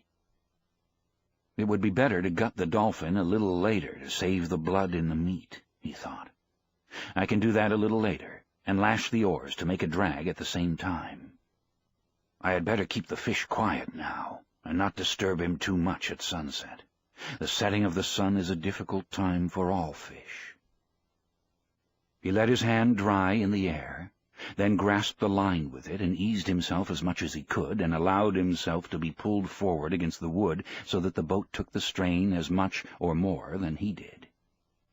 "I'm learning how to do it," he thought. "This part of it, anyway. Then, too, remember, he hasn't eaten since he took the bait, and he is huge and needs much food. I have eaten the whole bonito. Tomorrow I will eat the dolphin. He called it dorado. Perhaps I should eat some of it when I clean it. It will be harder to eat than the bonito. But then, nothing is easy." "How do you feel, fish?" he asked aloud. "I feel good. and my left hand is better, and I have food for a night and a day. Pull the boat, fish." He did not truly feel good, because the pain from the cord across his back had almost passed pain and gone into a dullness that he mistrusted. "But I have had worse things than that," he thought. "My hand is only cut a little, and the cramp is gone from the other. My legs are all right. Also now I have gained on him in the question of sustenance." It was dark now, as it becomes dark quickly after the sun sets in September. He lay against the worn wood of the bow and rested all that he could. The first stars were out. He did not know the name of Rigel, but he saw it, and knew soon they would all be out, and he would have all his distant friends. "The fish is my friend, too," he said aloud. "I have never seen or heard of such a fish, but I must kill him. I am glad we do not have to try to kill the stars. Imagine if each day a man must try to kill the moon," he thought. "The moon runs away. But imagine if a man each day should have to try to kill the sun. We were born lucky," he thought. Then he was sorry for the great fish that had nothing to eat, and his determination to kill him never relaxed in his sorrow for him. How many people will he feed, he thought. But are they worthy to eat him? No, of course not. There is no one worthy of eating him, from the manner of his behavior and his great dignity. I do not understand these things, he thought. But it is good that we do not have to try to kill the sun or the moon or the stars. It is enough to live on the sea and kill our true brothers. Now, he thought, I must think about the drag. It has its perils and its merits. I may lose so much line that I will lose him if he makes his effort, and the drag made by the oars is in place, and the boat loses all her lightness. Her lightness prolongs both our suffering, but it is my safety, since he has great speed that he has never yet employed. No matter what passes, I must gut the dolphin so he does not spoil, and eat some of him to be strong. Now I will rest an hour more and feel that he is solid and steady before I move back to the stern to do the work and make the decision. In the meantime I can see how he acts, and if he shows any changes. The oars are a good trick, but it has reached the time to play for safety. He is much fish still, and I saw that the hook was in the corner of his mouth, and he has kept his mouth tight shut. The punishment of the hook is nothing. The punishment of hunger, and that he is against something that he does not comprehend, is everything. Rest now, old man, and let him work until your next duty comes. He rested for what he believed to be 2 hours. The moon did not rise now until late, and he had no way of judging the time. Nor was he really resting, except comparatively. He was still bearing the pull of the fish across his shoulders, but he placed his left hand on the gunwale of the bow, and confided more and more of the resistance to the fish to the skiff itself. How simple it would be if I could make the line fast, he thought. But with one small lurch he could break it. I must cushion the pull of the line with my body, and at all times be ready to give line with both hands. "But you have not slept yet, old man," he said aloud. "It is half a day and a night, and now another day, and you have not slept. You must devise a way so that you sleep a little if he is quiet and steady. If you do not sleep, you might become unclear in the head." "I'm clear enough in the head," he thought. "Too clear. I am as clear as the stars that are my brothers. Still I must sleep. They sleep, and the moon and the sun sleep, and even the ocean sleeps sometimes on certain days when there is no current and a flat calm. But remember to sleep," he thought. "Make yourself do it, and devise some simple and sure way about the lines. Now go back and prepare the dolphin. It is too dangerous to rig the oars as a drag if you must sleep." I could go without sleeping, he told himself, but it would be too dangerous. He started to work his way back to the stern on his hands and knees, being careful not to jerk against the fish.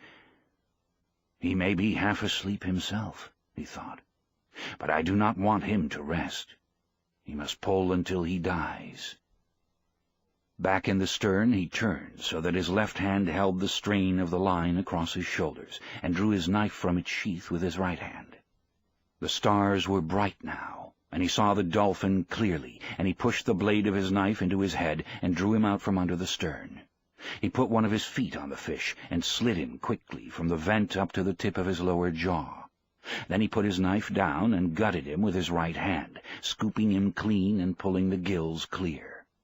He felt the maw heavy and slippery in his hands, and he slid it open. There were 2 flying fish inside.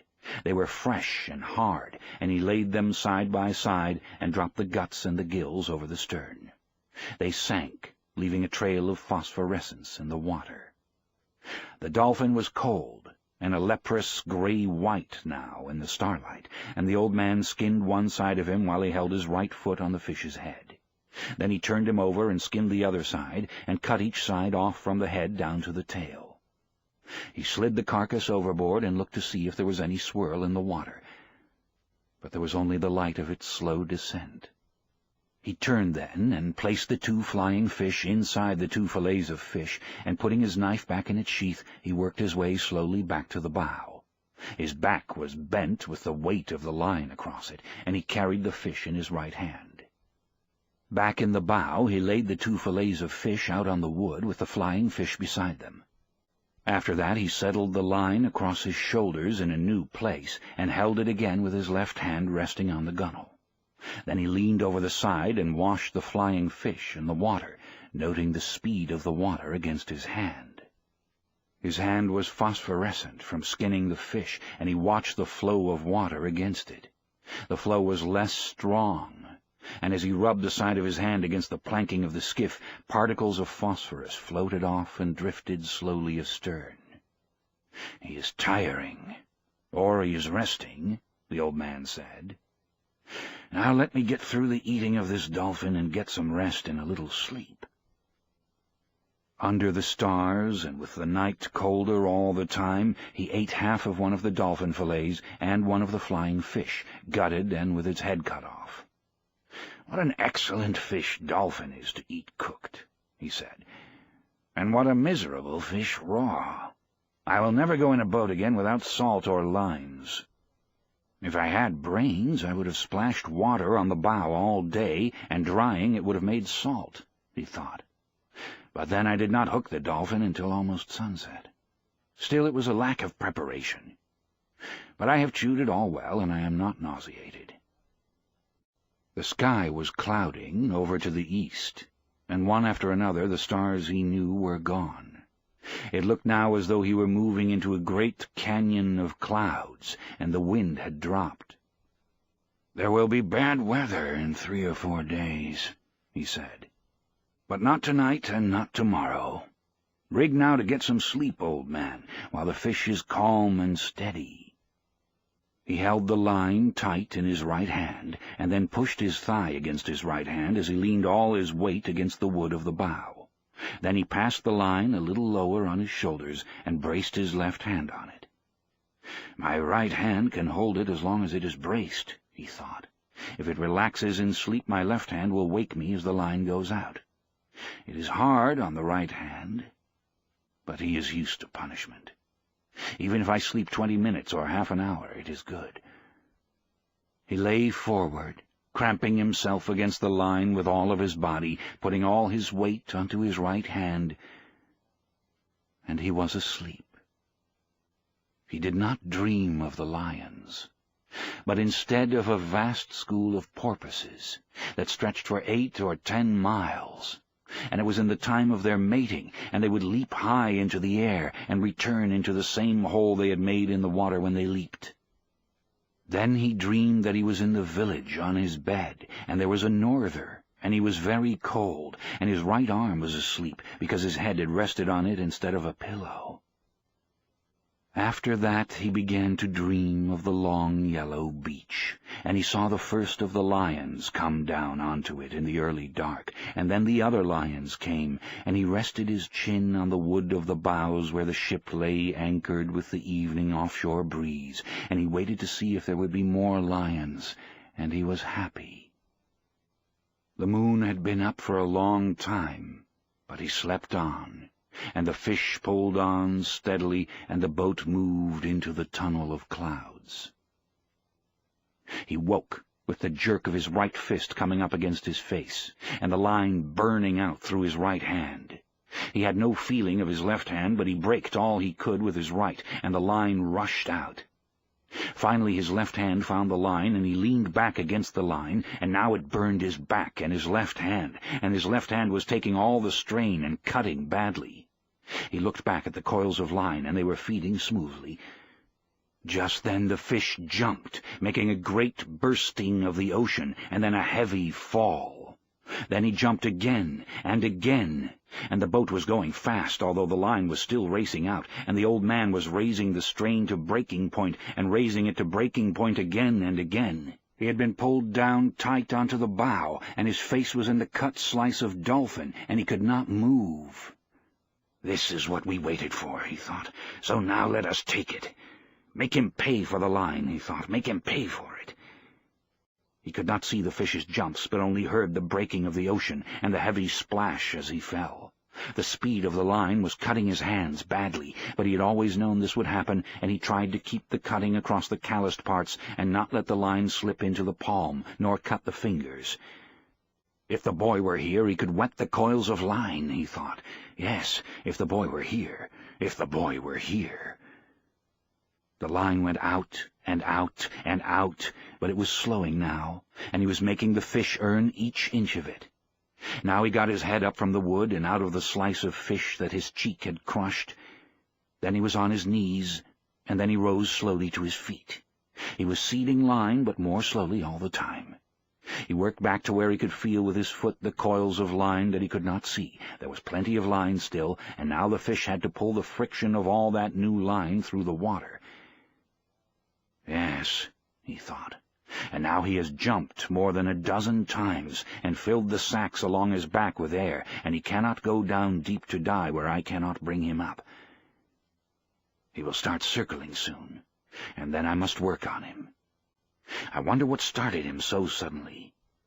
Could it have been hunger that made him desperate, or was he frightened by something in the night? Maybe he suddenly felt fear. But he was such a calm, strong fish, and he seemed so fearless and so confident. It is strange. "You better be fearless and confident yourself, old man," he said. "You're holding him again, but you cannot get line. But soon he has to circle." The old man held him with his left hand in his shoulders now, and stooped down and scooped up water in his right hand to get the crushed dolphin flesh off of his face. He was afraid that it might nauseate him, and he would vomit and lose his strength. When his face was cleaned, he washed his right hand in the water over the side, and then let it stay in the salt water while he watched the first light come before the sunrise. "He's headed almost east," he thought. "That means he is tired and going with the current. Soon he will have to circle. Then our true work begins." After he judged that his right hand had been in the water long enough, he took it out and looked at it. "It is not bad," he said, "and pain does not matter to a man." He took hold of the line carefully, so that it did not fit into any of the fresh line cuts, and shifted his weight so that he could put his left hand into the sea on the other side of the skiff. "You did not do so badly for something worthless," he said to his left hand, "but there was a moment when I could not find you. Why was I not born with two good hands?" he thought. "Perhaps it was my fault in not training that one properly. But God knows he has had enough chances to learn. He did not do so badly in the night, though, and he has only cramped once. If he cramps again, let the line cut him off." When he thought that, he knew that he was not being clear-headed, and he thought he should choose some more of the dolphin. "But I can't," he told himself. It is better to be light-headed than to lose your strength from nausea. And I know I cannot keep it if I eat it, since my face was in it. I will keep it for an emergency until it goes bad.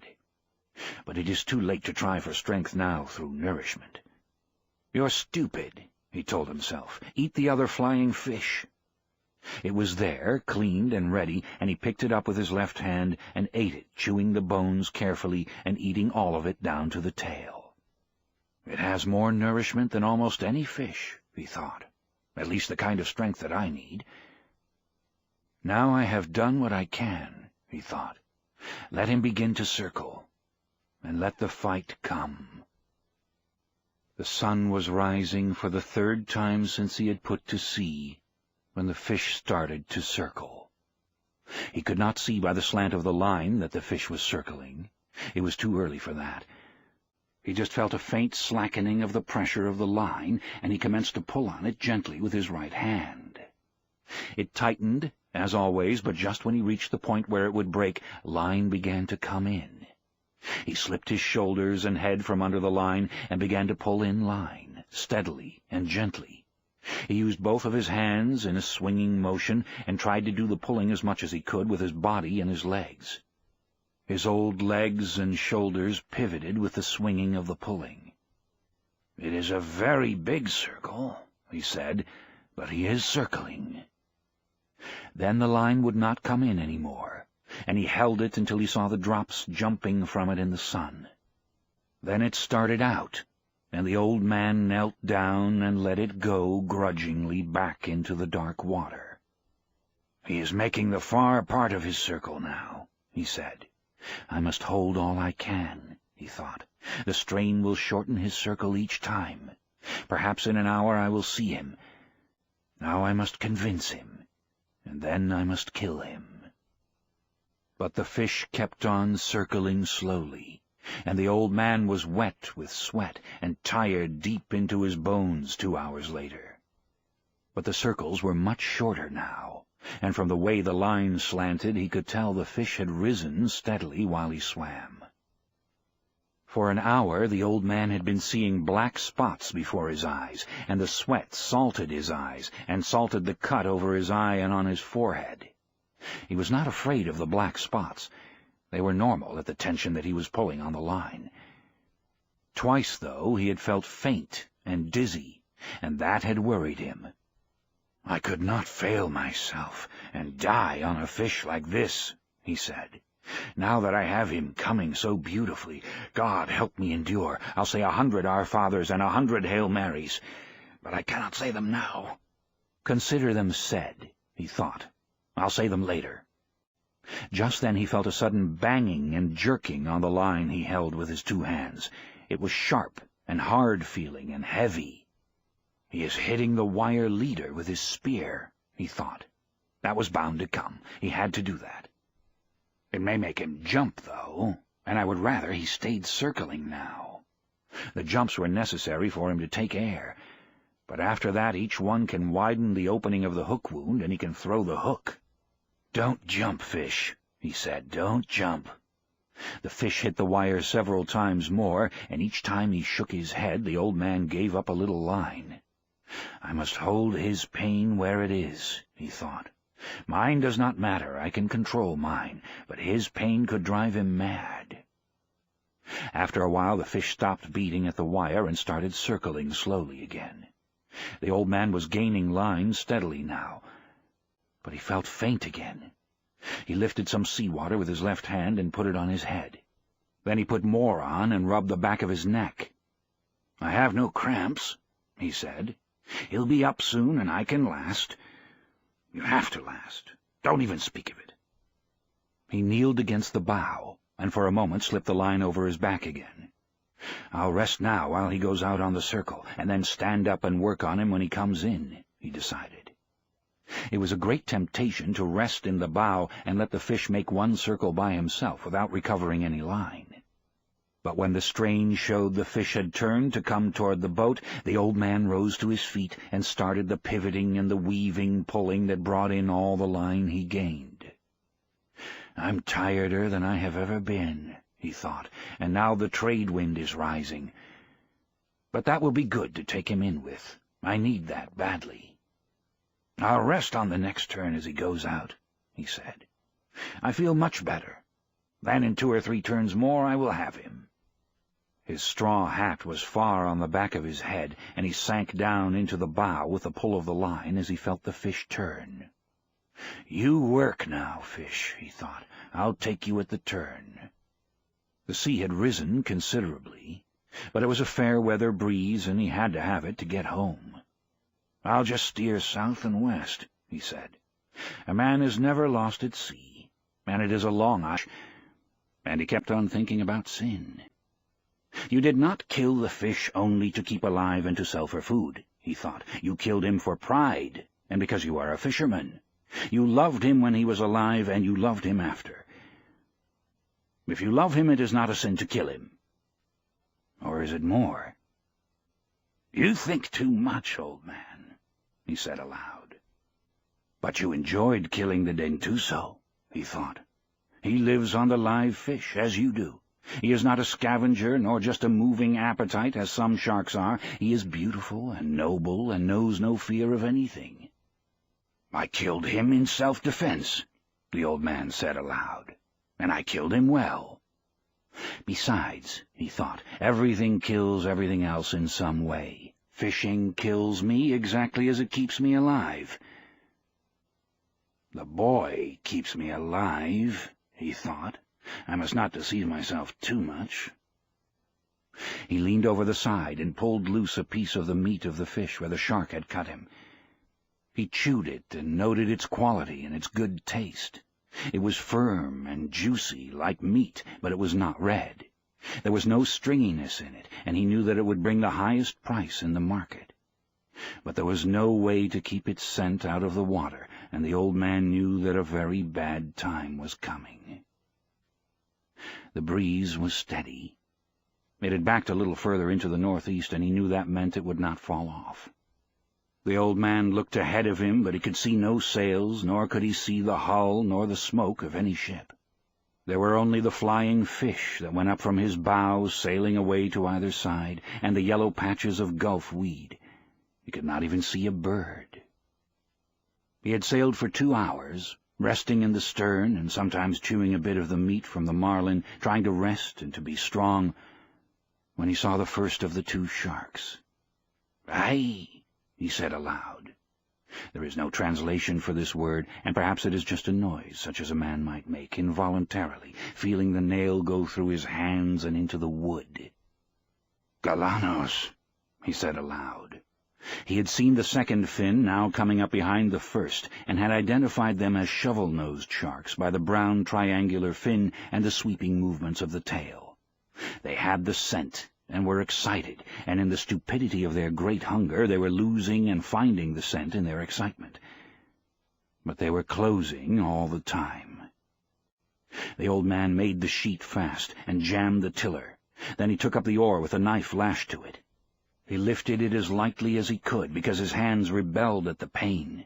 Then he opened and closed them on it lightly to loosen them. He closed them firmly so they would take the pain now, and would not flinch, and watched the sharks come. He could see their wide, flattened, shovel-pointed heads now, and their white-tipped, wide pectoral fins.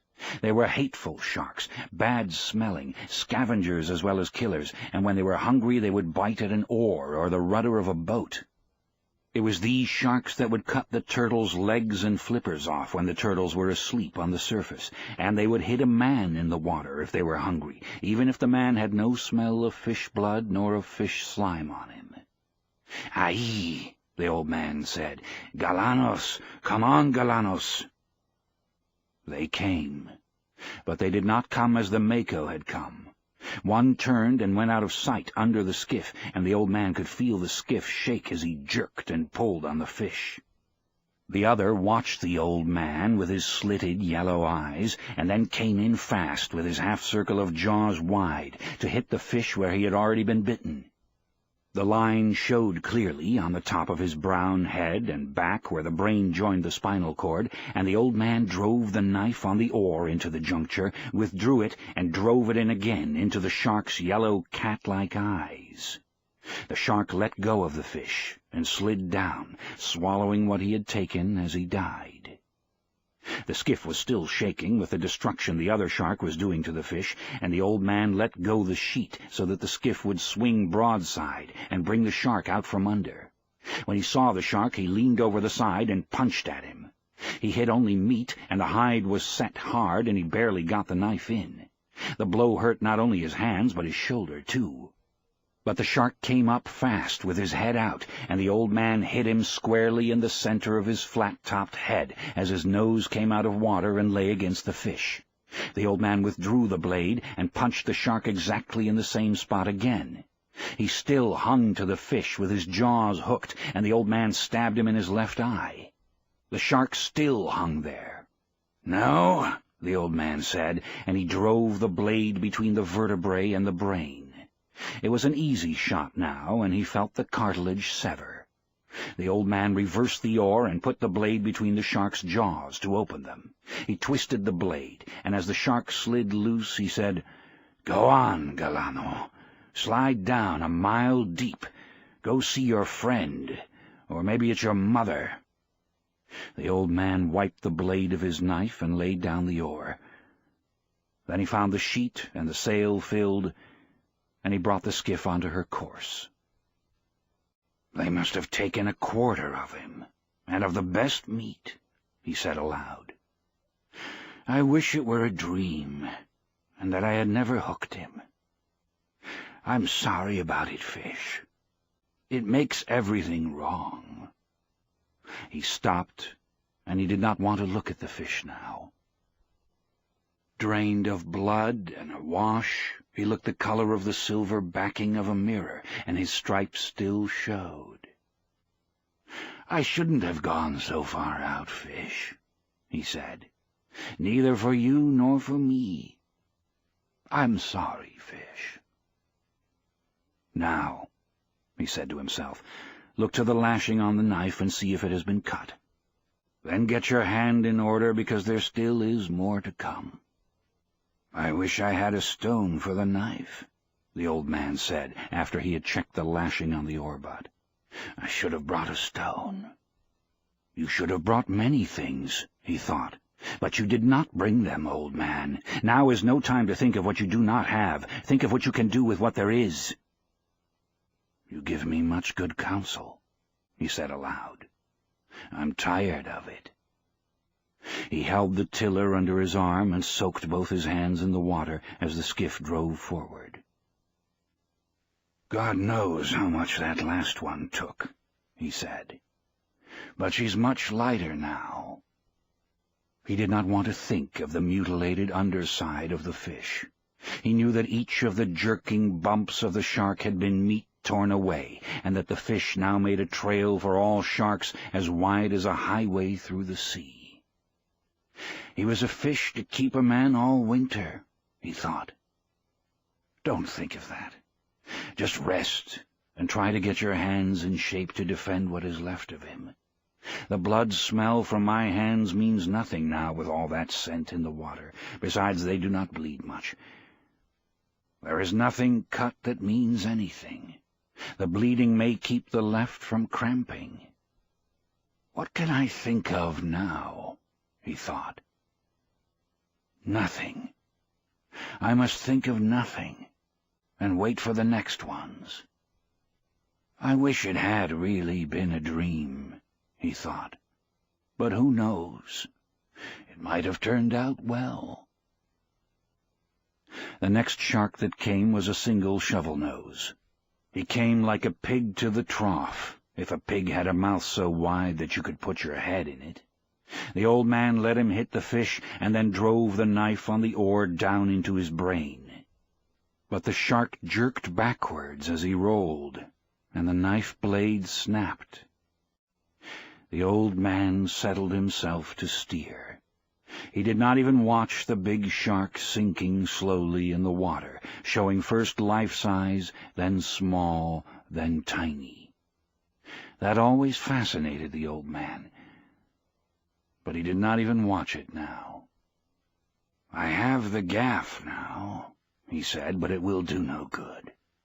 I have the 2 oars and the tiller and the short club. Now they have beaten me, he thought. I am too old to club sharks to death. But I will try it, as long as I have the oars and the short club and the tiller. He put his hands in the water again to soak them. It was getting late in the afternoon, and he saw nothing but the sea and the sky. There was more wind in the sky than there had been, and soon he hoped that he would see land. "You're tired, old man," he said. "You're tired inside." The sharks did not hit him again until just before sunset. The old man saw the brown fins coming along the wide trail the fish must make in the water. They were not even quartering on the scent.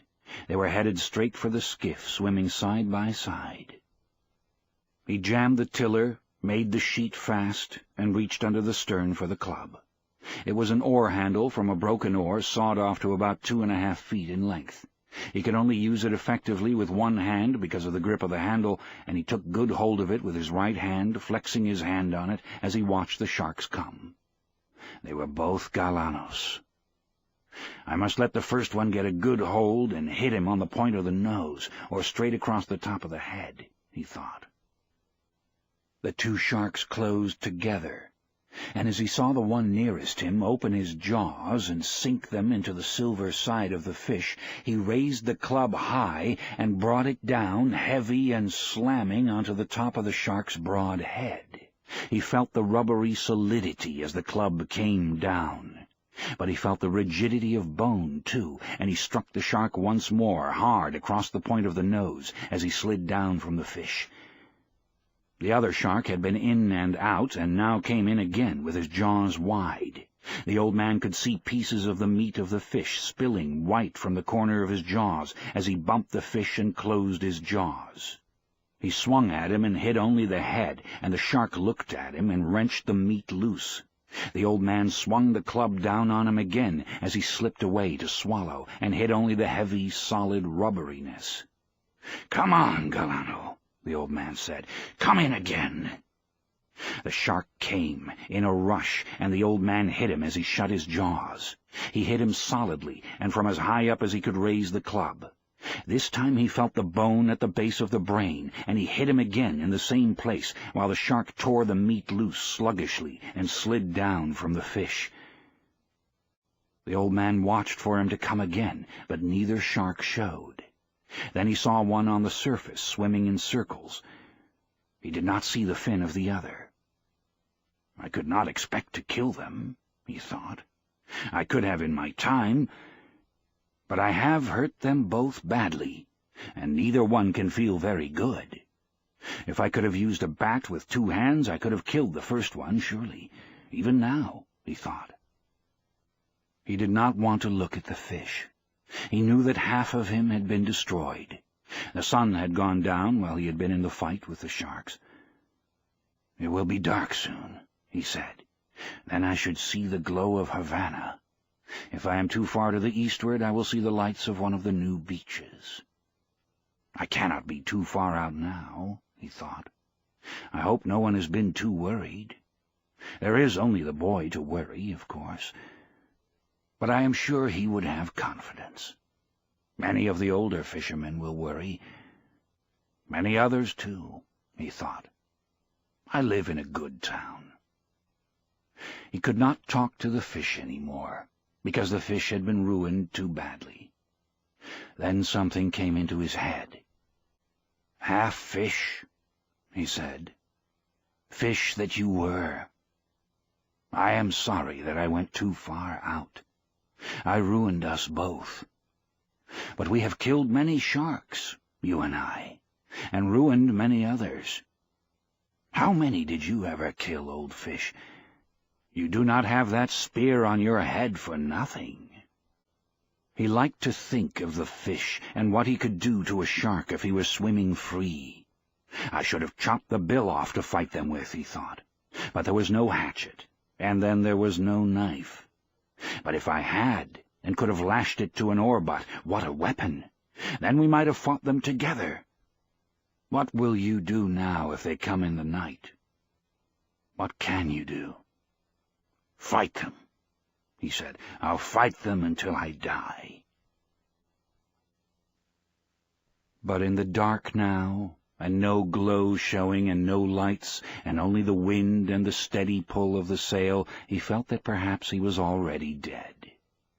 He put his 2 hands together and felt the palms. They were not dead, and he could bring the pain of life by simply opening and closing them.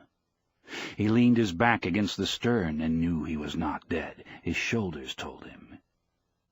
"I have all those prayers I promised if I caught the fish," he thought.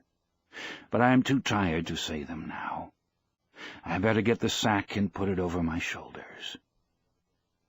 He lay in the stern and steered, and watched for the glow to come in the sky. "I have half of him," he thought. "Maybe I'll have the luck to bring the forward half in. I should have some luck." "No," he said. "You violated your luck when you went too far outside." "Don't be silly," he said aloud. "And keep awake and steer. You may have much luck yet." "I'd like to buy some, if there's any place they sell it," he said. What could I buy it with? He asked himself. Could I buy it with a lost harpoon and a broken knife and 2 bad hands? "You might," he said. "You tried to buy it with 84 days at sea. They nearly sold it to you, too." "I must not think nonsense," he thought. "Luck is a thing that comes in many forms, and who can recognize her? I would take some, though, in any form, and pay what they asked. I wish I could see the glow from the lights," he thought. "I wish too many things, but that is the thing I wish for now." He tried to settle more comfortably to steer, and from his pain he knew he was not dead. He saw the reflected glare of the lights of the city at what must have been around 10 o'clock at night. They were only perceptible at first as the light is in the sky before the moon rises. Then they were steady to see across the ocean, which was rough now with the increasing breeze. He steered inside of the glow, and he thought that now, soon, he must hit the edge of the stream. "Now it is over," he thought. "They will probably hit me again. But what can a man do against them in the dark without a weapon?" He was stiff and sore now, and his wounds and all of the strained parts of his body hurt with the cold of the night. "I hope I do not have to fight again," he thought. "I hope so much I do not have to fight again." But by midnight he fought, and this time he knew the fight was useless. They came in a pack, and he could only see the lines in the water that their fins made, and their phosphorescence as they threw themselves on the fish. He clubbed at heads and heard the jaws chop and the shaking of the skiff as they took hold below. He clubbed desperately at what he could only feel and hear, and he felt something seize the club, and it was gone. He jerked the tiller free from the rudder, and beat and chopped with it, holding it in both hands and driving it down again and again. But they were up to the bow now, and driving in one after the other, and together, tearing off the pieces of meat that showed glowing below the sea as they turned to come once more. One came finally against the head itself, and he knew that it was over.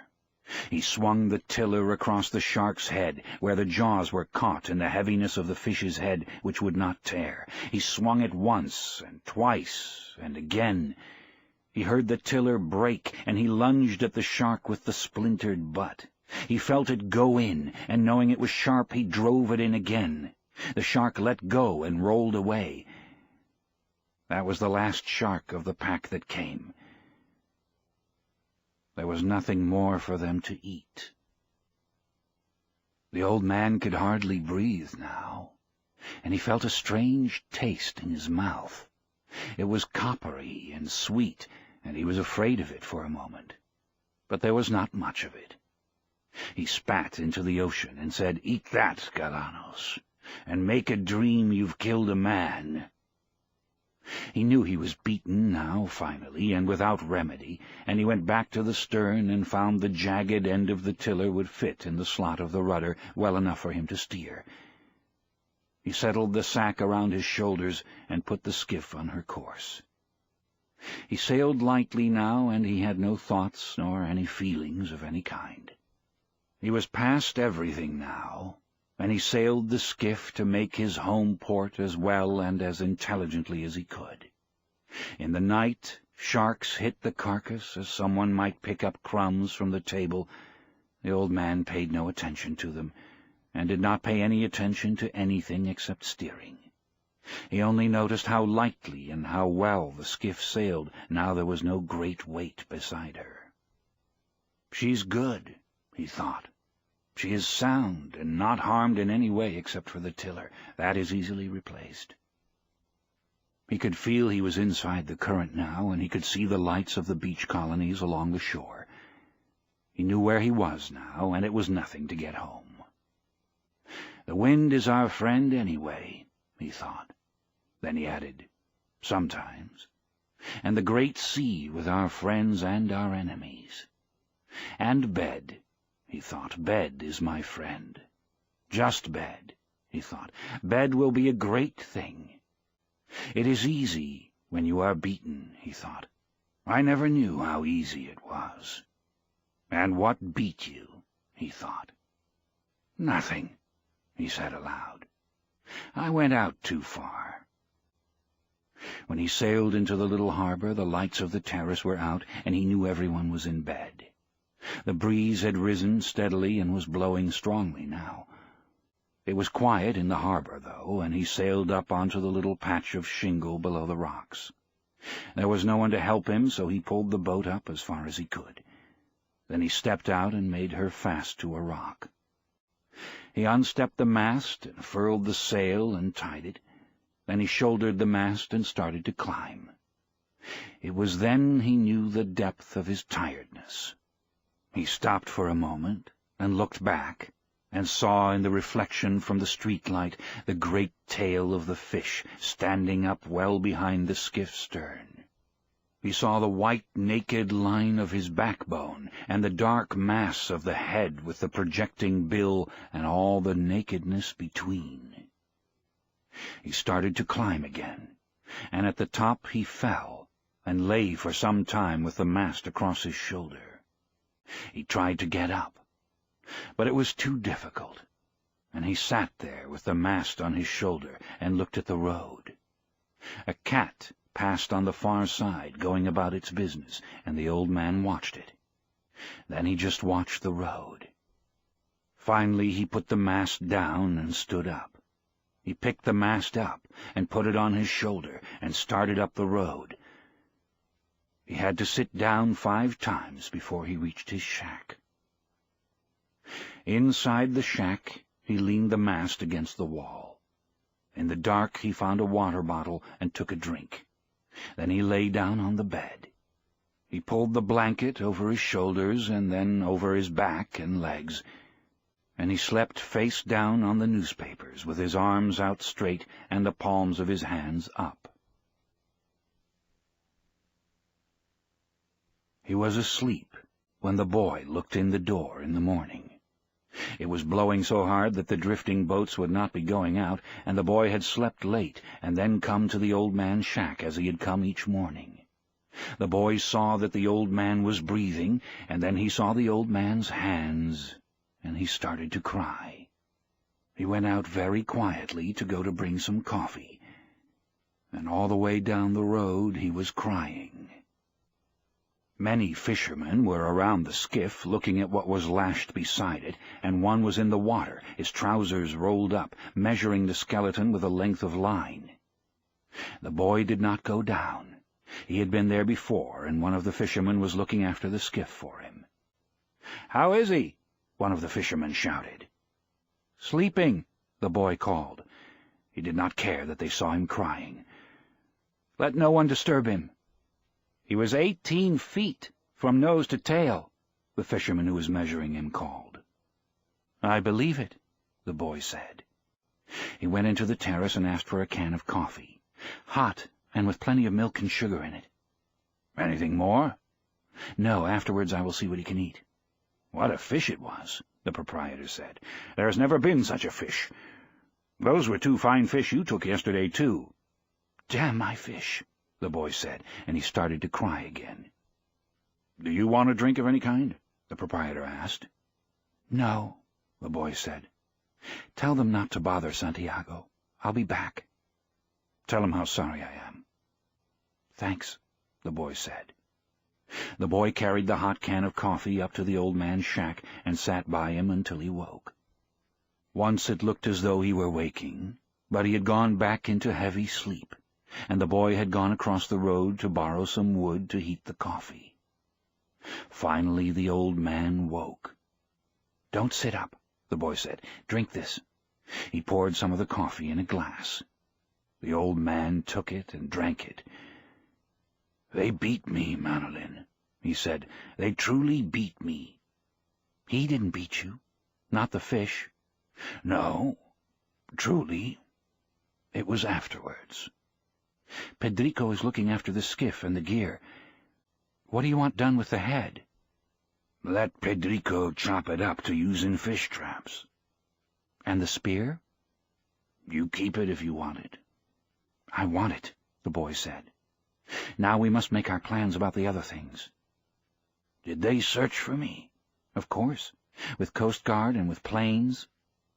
"The ocean is very big, and a skiff is small and hard to see," the old man said.